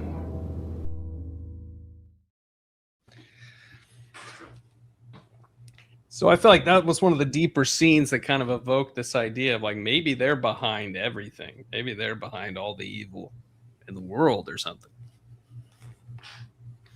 I didn't catch that. I didn't catch that in there. You know, have you obviously read Huck Finn, right? The Adventures of Huck Finn. Do you remember reading that? I don't read. No. Was there a movie? So, actually, there was a movie. Yeah. But I don't remember this line. This line might not have been in it, but so Huck Finn is running away with a runaway slave, and he came from a formation of believing that African Americans were property. And so in his understanding, this was someone's property, and he's in possession of someone's property. He's with this, someone else's property. And he's rationalizing, and something in his heart is saying, well, this may be this. I might go to hell, but so be it. Essentially, I'm not quoting it right, but basically, he's making a decision that if that's true, then I guess I'm going to hell. You know, because he doesn't see it this way. You know, and so, yeah. I mean, I just think it's like the perspective of lies and being told lies, or you know, there's something in us that is already there, you know. And obviously there's people that don't have that, I guess, but I mean, you know what's right and what's wrong, you know. I mean, there's the exceptions, you know, the people that are chemically messed up, or what do you call them? Was it psychopaths or sociopaths? One of them that just, you know. And then, but the majority of people know what's right and what's wrong internally in their heart. You know what I mean? And Well, where does that come from? And this thing with lying, like, I feel like this is why those comments on YouTube say, you know, it's a documentary. It's about the number of lies that have been exposed to the public since, 1988. I mean, before. I remember talking to a friend of mine once, and he was just laughing, like, what didn't turn out to be a lie? Like, what hasn't been lied? Like, what hasn't media lied about at some point in the last 25 years, and had it be exposed? And it's one of those weird things where every time, like, we have so many cases in history of you know, people in leadership just thinking it's completely fine to lie, you know, just being like, it's a noble lie, it's better. And a lot of times it's like, it's going to serve life more, you know, to use this lie, so we should use the lie. But I feel like part of what resonates in movies like this, if they resonate with you, if it's not just cheesy camp, you know, is, or you know, conspiracy and things like this, like the things that resonate with people are, I think there's some sense of how terrible lying can be. Yeah, well, there was a whole bunch of elites in there that were willing to lie to their own kind, right? And keep it a secret. Yeah, this cracks me up. There's this guy who was at the, you know, he was at the like tent city or whatever at the beginning. So he's like a home, you know, presumably he didn't have a real home other than that place. And then he's wearing the tuxedo and he's like, "Hey guys, you know, oh yeah, man, it's great. I'm getting all this free stuff. You're going to love it." And you're like, "Oh yeah, of course." Like, oh, you bowed the knee to bail too. You know? And it's funny too, because I think people tend to really judge elites thinking like they don't even need this much stuff. They don't even need this, but like, it was interesting to see that character who's like got nothing. And he's like, "Hey, now I got all this great stuff, and all I have to do is lie." And it's like, isn't this how these systems function at the ground level, though? And he was the conspiracy theorist, wasn't he? Oh, the hackers did it again. Wonder how they must have taken a month to work this one up, you know? And yeah. He was like annoyed that they were, you know. What do you make of the headaches? Anything with that? I thought it was, so it's like when the signal's cutting in, they get headaches, right? And then I think when they're wearing the glasses, he says, if you wear those things too long, it's like a knife in your brain. Yeah, you get it on both sides of it. Isn't that weird? You're getting it when they're hypnotizing you or whatever they're doing. It was the opposite, because they were cutting in with this signal. Yeah, to try to get more people to join their side. They were trying to hack the system, and so that was what was hurting their brain. Same as the glasses. At least that's the way I saw it. Yeah. No, you're right. Yep. Every time the hack was coming in, they're getting headaches, and when you put the glasses on and you see the truth, you're getting headaches. Yeah. It reminds me of how our limbic systems are getting hijacked with social media now. They're going right at the brainstem. Right. Here's a good one. So- The glass wearers and the Thaylians both worship media because they were cutting in with media, and that even makes me think about how even I've seen enough Vervaeke to know that these are a mediator, and I can look through them, or I can look at them. Well played. Well played. Yeah. Now, well, that's where I go back to me and Brett probably sit in the same seat with this, is that you got to have your foundation on something solid, so your ear isn't bent. But I would also say it's more of what you hear than what you see. Well,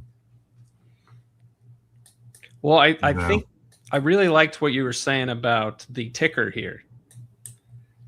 And I thought that idea, the idea of maybe a couple of these, it doesn't work where it's like apathy and indifference, but when it's like conform and you're like, well, you got to conform to something, and obey. You have to obey something. I feel like that was not zeitgeist in 1988 like it is now, because it's like we got some strong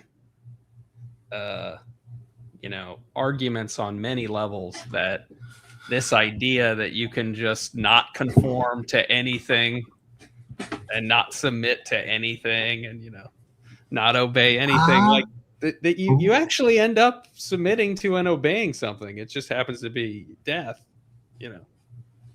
Oh, way to go.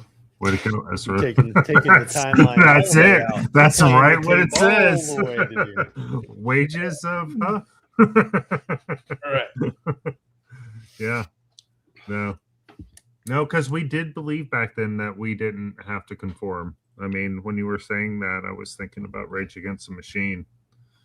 Like, we really thought that we could not conform. Period. Yes. The older I got, though, even though you're like on a major label and MTV, right. Which was even said back then, to be fair. But yeah, like that is, it seems like one of the things that we've, like a hard lesson that a lot more people have learned is that, that kind of rebellion for rebellion's sake doesn't, It leads to France. Yeah. What other questions you got? I'm curious. Yeah. Nope, Do sorry. you have any more? Yeah. Here's Chad. Do you have anything else, Ezra? Any other questions? Let's see what Chad has to say first. Chad, you got anything? I didn't watch the movie because I didn't make the time to. So I only responded to the comment of, does anybody else want to put in their 2 cents? And I thought, well, I can put in some 2 cents. And I don't know. That's my 2 cents. Yeah. What if we want 3 or 4 cents? Okay, 3 or 4 more cents. Yeah, I mean, I don't know. I think that I think one of the greatest sins is to kind of like try to bypass the. I think one of the realities in life, which is that there will be pain, there will be suffering. And like when I think of Job's case, like that to me is kind of like, even though Job was right and righteous and all that stuff, like the thing that he I didn't think anticipated was that if he did all the right things, he wouldn't suffer. And like that is anti, I think, the pattern of reality. Suffering always, I think, will always play out in reality. And I think that has something to do with this stuff. I don't know exactly what. You know, is that enough sense for you guys? Oh Yep. Except we don't have any more pennies anymore, so I can't give you change. That's fine. It's fine. I feel like I'm ruining your show. I feel like Oh, I'm no, ruining not at your all. Black Not at Panther. No, Your no, Black I think that was Black good. Panther party. Yeah, some of the only other things that had like jumped out to me was that last part we played where we were talking about he kind of talks about how he had this horrible childhood trauma with like the father turned on him, and then I was wondering, you know, to me that kind of played in where maybe this is why he's the one who found the glasses. And, you know, does your previous experience with suffering, malevolence, difficulty, you know, make you more, you know, attuned to seeing these things? But also is, you know, there's also a risk with that, which is that you could just be convinced that every single person is a ghoul. Well, that's kind of the beginning of wisdom, right? Like to accept your ghoulness and your capacity to be a ghoulish alien, as you said. To 'cause accept that. It did start with him looking at the church. He was curious. And it could have killed the cat, but it didn't really, right? It allowed him to see. And I think that speaks to seeking. Seeking you shall find. Well, like I said, the door was open. Ooh. He even says that, like he gets kind of caught in there and he's like, hey, the door was open. It's like, well, yeah, the door's open. Door's always I like open. that. You know, other people don't want to come find out this stuff, do they? That's right. They're happy. I just need to. But it was interesting, you know, maybe going back to something that Grizz said, because he was talking about Matthew Peugeot, talking about how we shouldn't try to force people to wake up, that we're actually violating other people's innocence and, you know, hurting their mechanism, sort of, you know, hurting their spirit. And I was thinking that when Roddy meets Frank, is the other guy in the movie's name. I don't think Roddy has a name in the movie. Apparently, in the comments, they said it was Nada. I think in the name Nada. I think in the credits he's Nada, but in the movie they just never say his name. And I think that actually the Nada comes from the original story it was based on. It was based on like a short story called. And was Nada just nothing? He wasn't named anything, or was Nada something? Yeah. I think he had a first name in the story, but his last name was Nada. But yeah, in this movie, it's like he has no name, which might itself be, you know, even though it might come from the story, people change those things when they don't feel right. So I think that, you know, choosing to have him never have a name and then calling him Nada is definitely significant.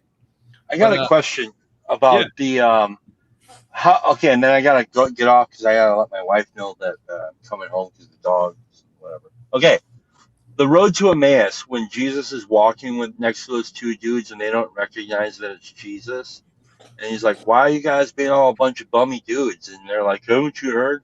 Like, can you map that story onto this kind of the glasses revealing something story? Is there a way that you can do that? Does that make some sense? Or even the guys in the upper room where they don't recognize him and then they're like, oh, it's until like finally they do, you know, like there's just something interesting about that I'm always find very fascinating in the biblical story. And I'll take my answer off call. Yeah, it's almost like everything gets flipped upside down, you know, like it's like all of these things that we were talking about, you know, obey. Well, as Christians, right, we obey Christ's commands, that we try to, right? We think of him as authority, right? we honor apathy. That brings that up again. That's kind of interesting. What was the other one here? There were some other ones that made me think of this.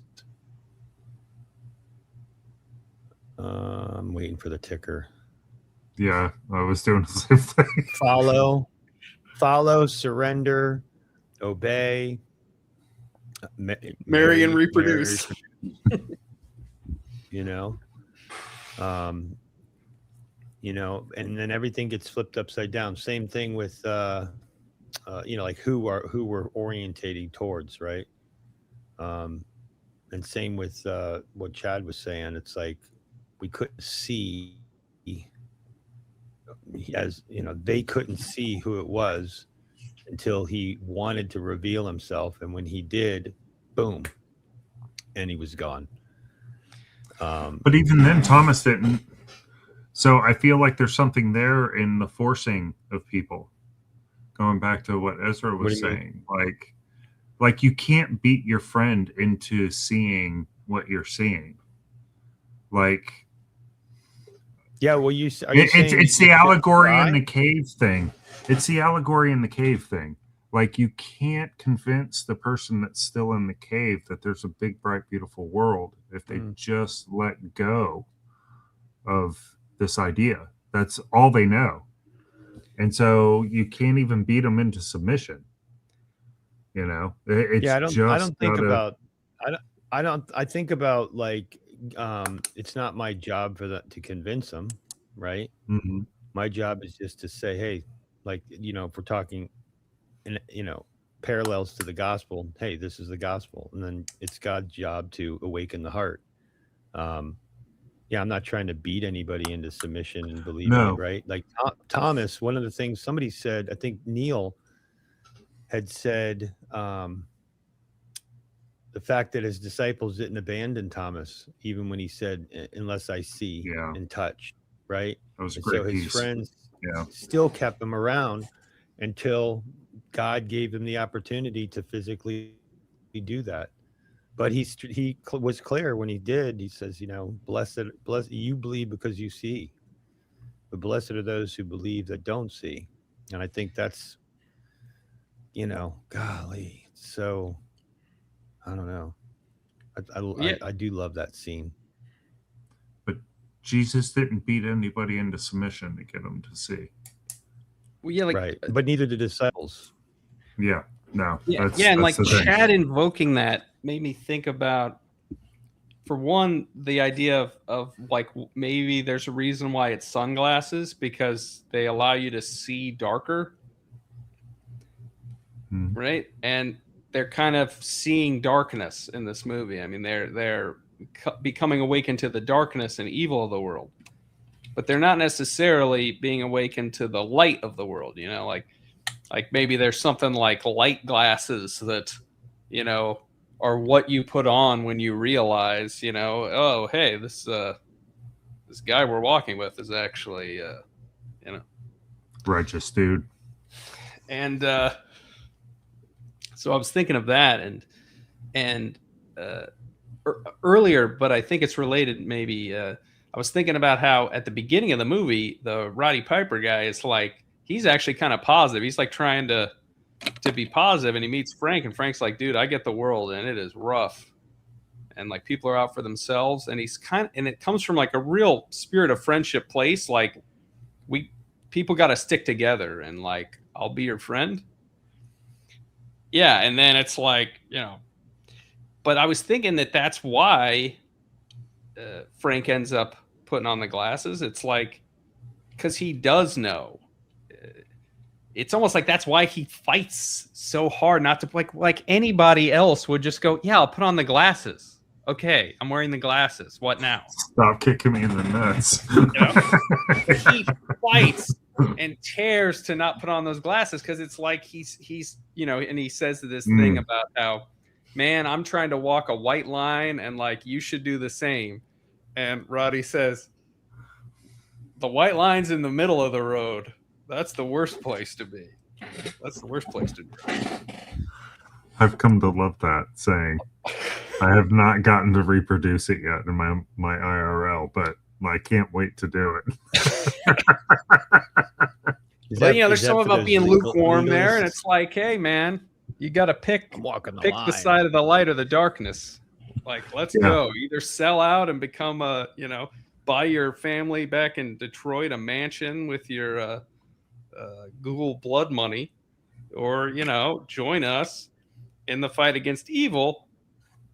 But I think the best way to fight evil, which I think the movie might also reveal, which is why I like it so much, is that the best way to fight evil might have been the friendship.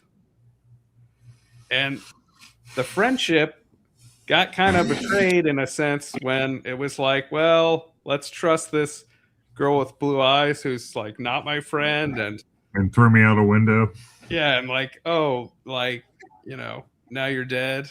And like, we're risking our lives and what's going to happen to your family back in Detroit, etc. If that doesn't ever get mentioned again. Right. And they talk about how the glasses are like a drug. And so like, I think there's a lot going on in the movie about seeing the dark side, but only the dark side. And but you can't ride that white line in the middle either. Well, there's a saying on the other end of that intersection too about being so heavenly that you forget that you're dealing with normal people, that you don't get to actually interact. There's a sense that you're too far on the other side as well. Like, you at some point you have to be at least close enough if the goal is to save anyone, right? Because everybody's on the other side of the line, right? And in order to fish, you got to go out on the water. You got to risk, right? You gotta take your chances. And so I think that's where the rub comes, especially as you mature from being a brand new on fire kind of person. You know what I mean? To like, oh my gosh, this thing is amazing. I can't wait. Want to tell everybody from the mountaintops, like when you first fall in love with whomever it is, you just want to jump on the roofs and, do cartwheels on Oprah, like. Yeah, like you get saved and you want to go punch the devil in the face. Yeah, but then you go, oh man, this is some work. And and I think the struggle is having to, still be doing the thing in order to continue to attract that draws you to the weariness that eventually leads you to the Beatitudes. So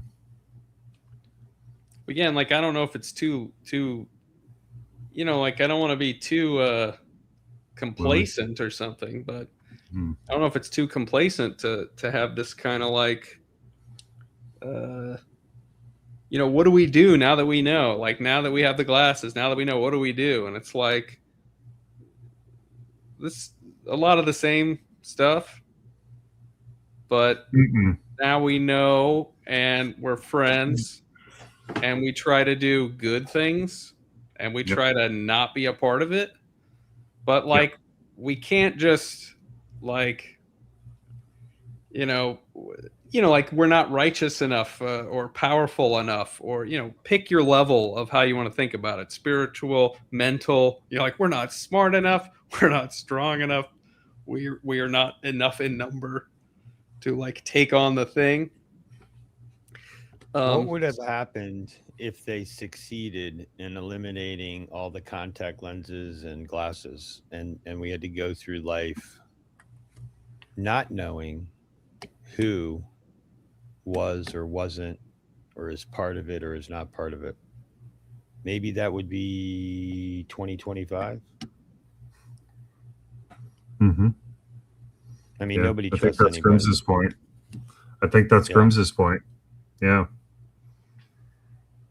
Yeah, we've kind of been there, and we've seen how all the things that we've pointed to be the compass have failed us.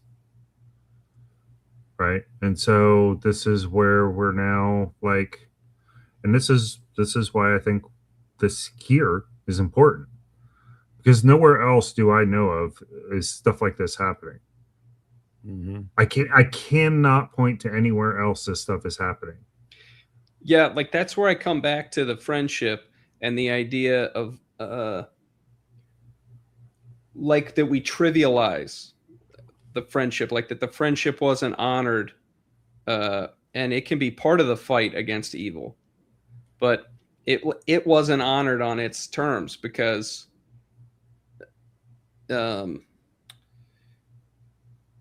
we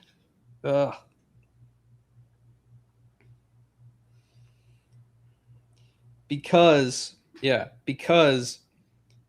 the thing about real friendship is how I know you're not a ghoul.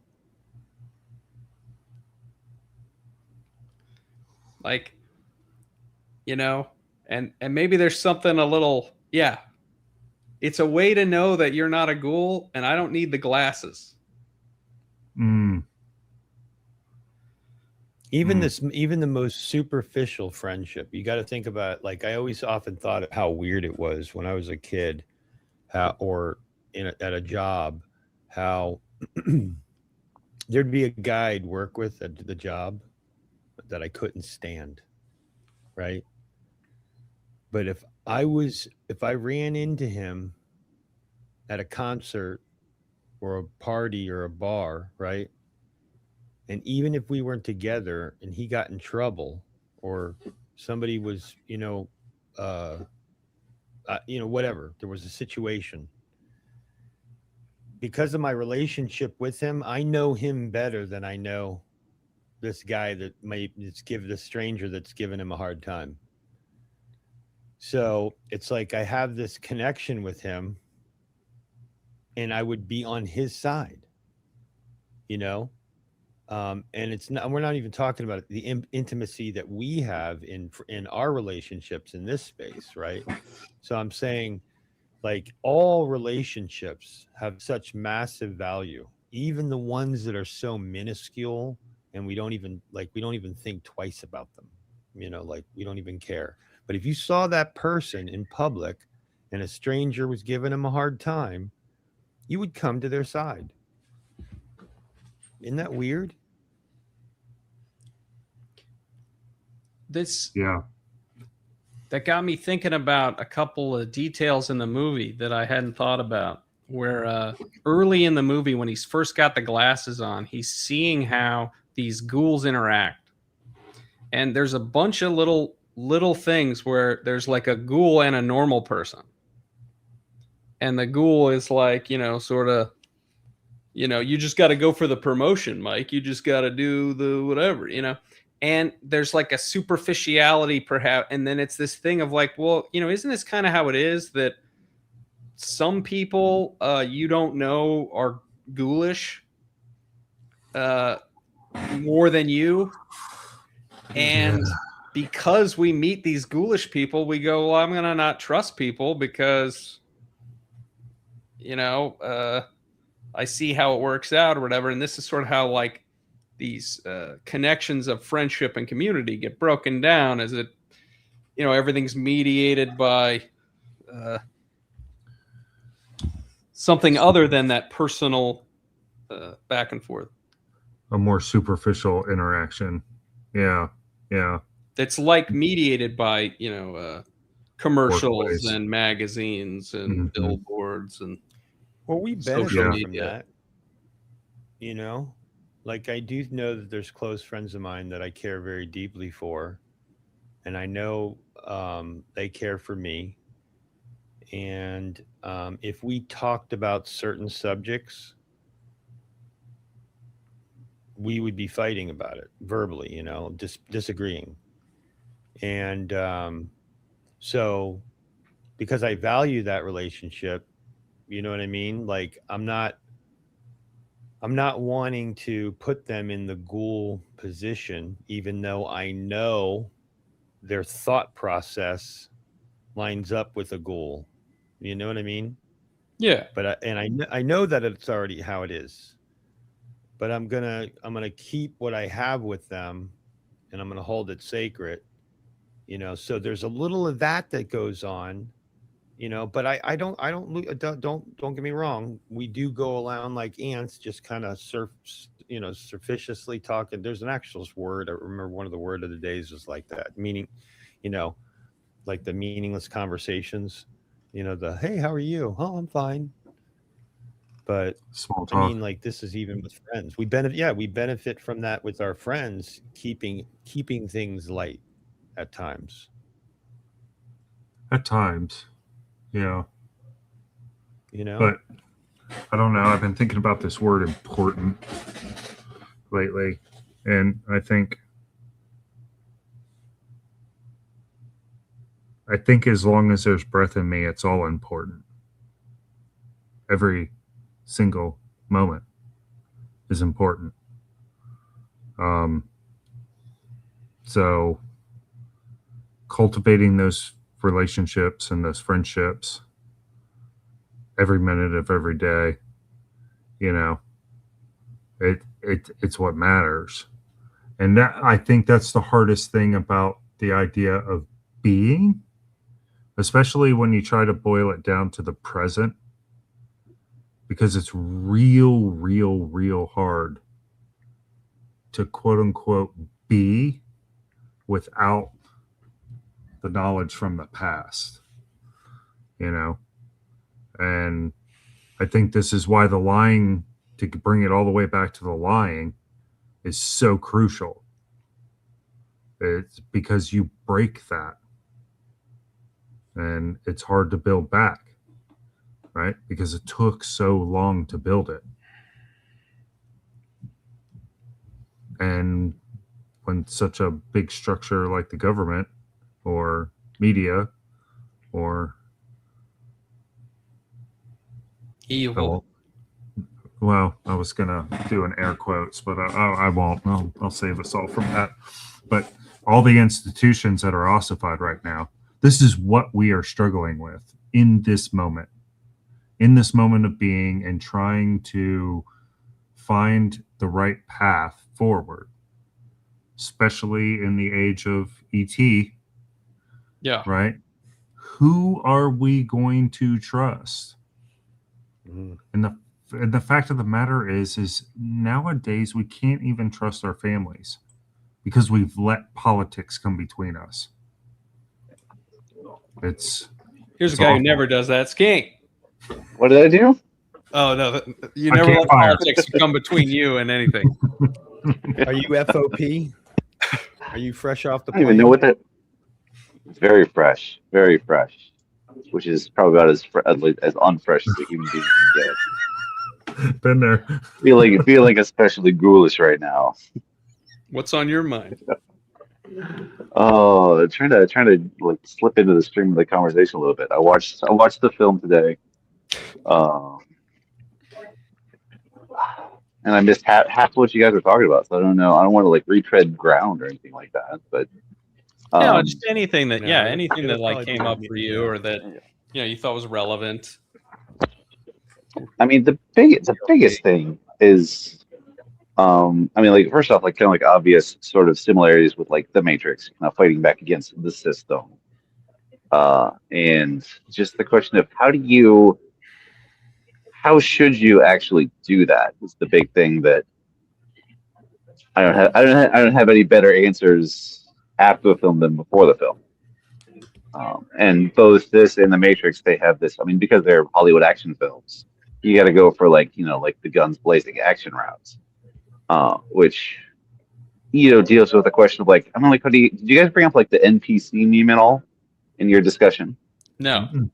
Yeah, because I think that's one way of getting at like not the ghouls, but the ghoul collaborators are effectively kind of or are being described by the NPC meme. And the question is like, how do you treat folks that, based on your ideology, you can't help but identify as NPCs? Which I don't think you should. I think it's a pretty morally reprehensible meme that you should avoid like the plague because it's poison. It's poison. But damn it, if it doesn't have explanatory power sometimes. That's so funny. The last time I watched The Matrix, I was kind of horrified by the entire movie. and Mhm. concluded that Neo was the Antichrist because he doesn't fulfill the prophecy of being the return of the one, and in fact keeps everybody in the Matrix, but is gonna make it really cool by flying around and stuff. And the part, particularly the part where they go in guns blazing, horrified me because you know, like that movie came out and then like Columbine happened and then like there was all this argument of like movies don't influence anything or whatever. And then I'm like watching this and I'm like, this movie is like the founding myth of the last 30 or 25 years plus. It absolutely is related to the violence, maybe in the philosophy that you're talking about of like, well, these NPCs are just expendable. So like, you know, any one of them could be an agent. So we can wipe out like 30 guys just getting a paycheck to save morphine. That was quite disturbing. Yeah, well, they said the same thing about music. You know, it doesn't really hurt anything. It doesn't do anything. Like, well, I don't know. It's like you send waves into people's brains that like is very disruptive, and you know, nothing against heavy metal or anything. I listened to it when I was a kid. I just think like, what did I do when I had to go to fight somebody? Like I was like, I got to go fight someone. Dude, I put on like the heaviest metal I could find. I amped myself up. I got jacked up emotionally. I was ready to go, you know? And I mean, that's me. I'm not saying that's everybody. I'm just saying they said that same thing about music. Oh, it's not, you know, it doesn't do anything to anybody. It's all whatever. And then the movies. Don't worry. It's just a movie, you know, it's no big deal. You know? I guess you could say video games in a similarly, but I think it's the person probably too, right? I don't know. Lately, I've been thinking. Yeah, that's right. These people need to like pull themselves up by their own bootstraps, and if they don't, it's not really video games' fault. You just got to work harder for that promotion, man. I'm sure you'll get it next time. It just can't kill the NPCs, man. That was like practically something a ghoul said in the movie about a promotion. That is that's what I was referring back to. Yeah, exactly. You just got to go for it. Yeah. That's at first I thought he was talking about a girl. I mean, that's I guess probably like the Reaganite criticism is the placing the blame for all negative outcomes purely on personal responsibility, personal agency, and it's not a system that has failed you in any way. Oh, hey, Drug Dog, how you doing? Olson, what's on your mind? What up, dog? And I did just come back from Colorado, so you know.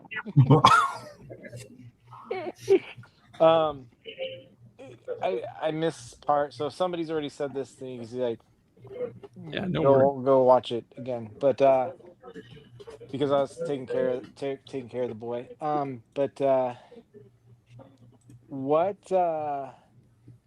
So I have two thoughts. One is there a way for redemption for the ghouls?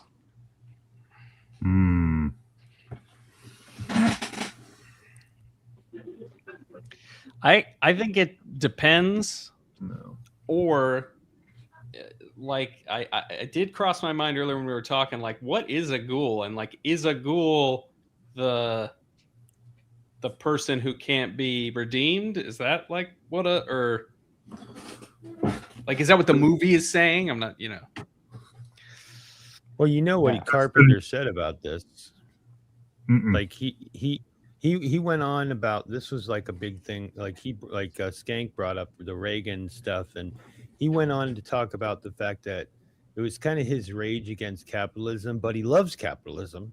He's got no problem with it. You know, that's not his thing. It's just the way that capitalism has gotten manipulated and manipulating people and all that stuff. Like, it's just gotten twisted and corrupted. And it's like there was this thing, you know, that people could work hard. If they came up with a good idea, it would be theirs. And then all of a sudden, everything just gets all confusing. And so, like, that seemed to be why he wrote this. Like, that was one of the things in one of his interviews that I heard him say, along with the Reagan stuff.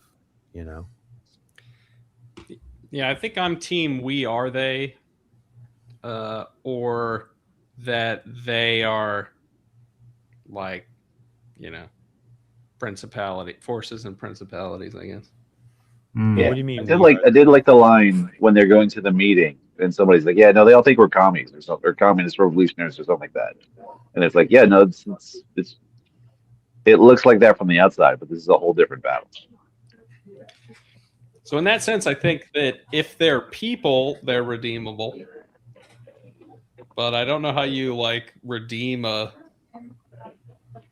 you know, mid-level. Why'd you ask the question, Yeah. Olson? Curious. What? Why'd you ask the question? Well, because then it kind of leads me into my second one, and then just as you guys were talking, there's like a 2-point B as well. Second one would be like, are we not all the aliens or the ghouls? That's what he said. And that's what I'm saying. Yeah. Every okay. time somebody complains about how much something costs or how bad things are, I'm like, what are you talking about? Don't you want a $13 hose? Don't complain about the price. Like, you know what I mean? Like when we contribute to the consuming aspect regardless. I mean, you could say you take a principle. I always buy the most expensive hose because I know it's helping Americans or whatever, you know what I mean? But like we contribute just as we're as ghoulish as, you know, the next guy that's creating the problems a lot of times. I mean, to an extent, but we're also presented with a system that has specific addictive choices that is very challenging to opt out of. Like the game is severely especially when stacked you're not making against money. us. Mm-hmm. Like, is there a place where those two things almost meet, where like it just becomes like practicality? Like this system is evil and corrupt and a mafia, but I can't change it, so how do I function? And then I'm kind of left with, well, I can work on me, and you know. So I think it's with the money. I think it's with the money. When was the last time any of you guys held cash? Yesterday. Okay. Yeah. The credit cards are what keep us locked in. Oh, the swiping. If you all we really have to do to kind of break the back is just go to cash, all cash. Again, the system is cutting you out of that. Like so many places are pure cashless these days. I agree, but then you just don't participate in those things.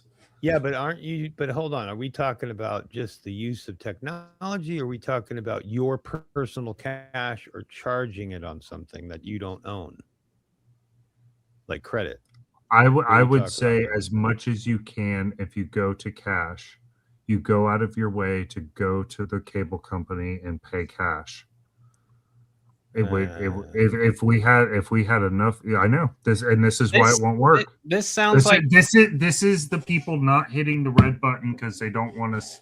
They don't want to not see the 401ks go higher. Number go higher. Number go higher. Number go higher. So unless you're willing to bear the cross, holding. Yeah, or it's like it's me muting your microphone because I don't want to have to like homestead. It's not homesteading, it's cash. It's cash, which by the way it's is a slippery illegal. slope. It's illegal. You were talking about not participating in written by the system. Federal Like, I Reserve. gotta go off the grid, man. I'm fine with No. your debit card. It's your money, but I'm with you on the credit. I get that. Yeah, it's the swiping. So every time you swipe the card, the merchant gets charged. Yeah. And so if you take that revenue stream away, it breaks the back. It breaks the back if you stop swiping, if you use cash.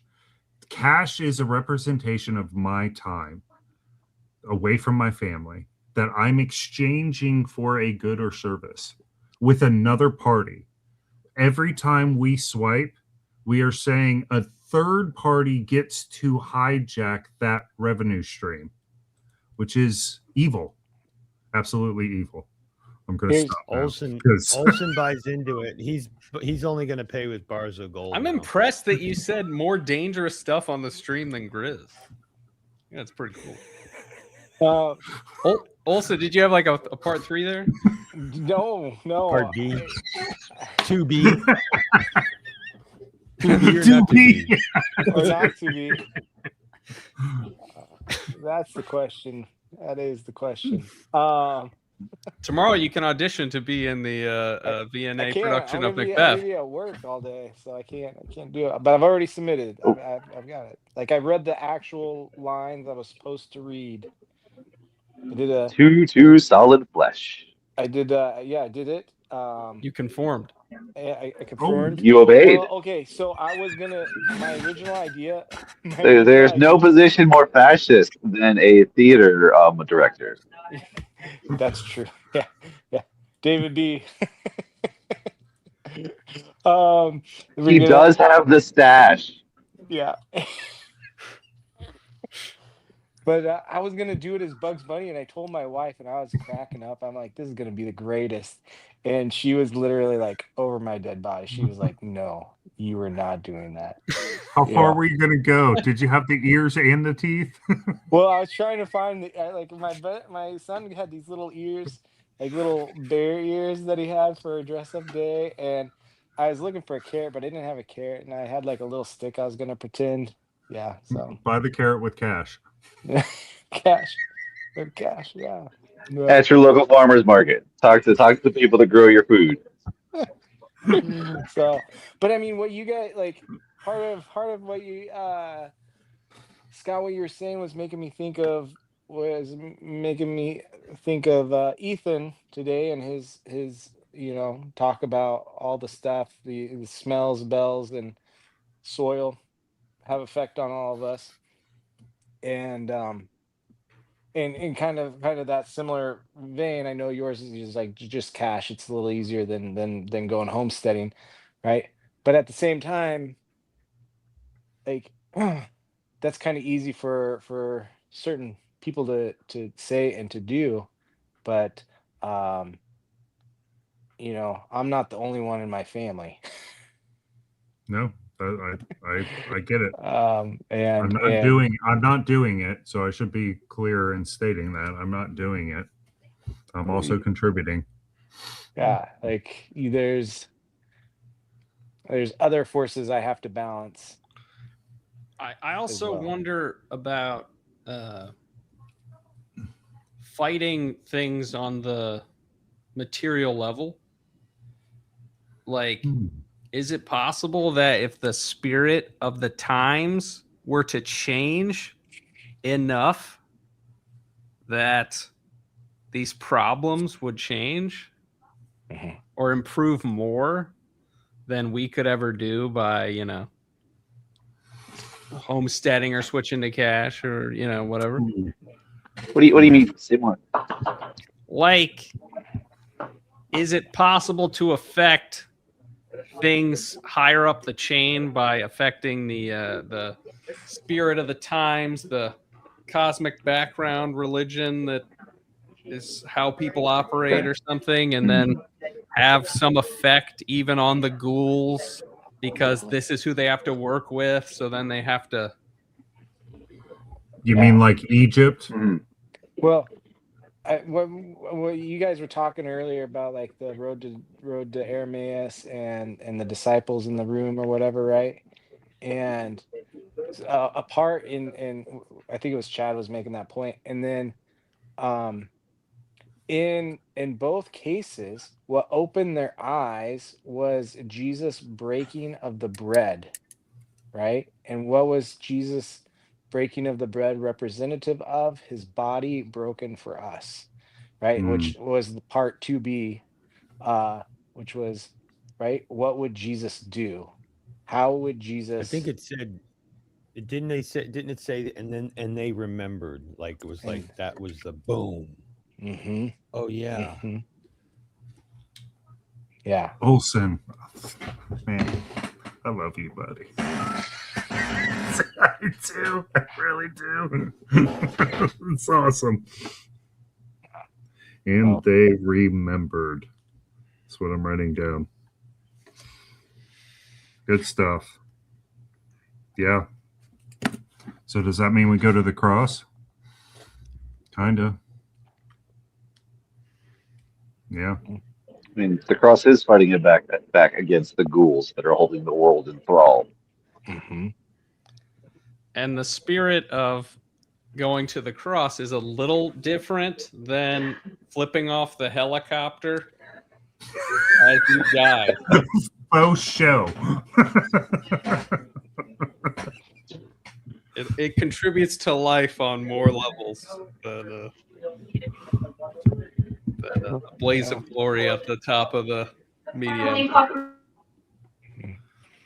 All right, well, we've gone on an hour longer than the movie, I'm pretty sure. So I think that's some kind of award that we should earn. I don't think I dissociated this time, so that's great. So yeah, thank you all for coming. I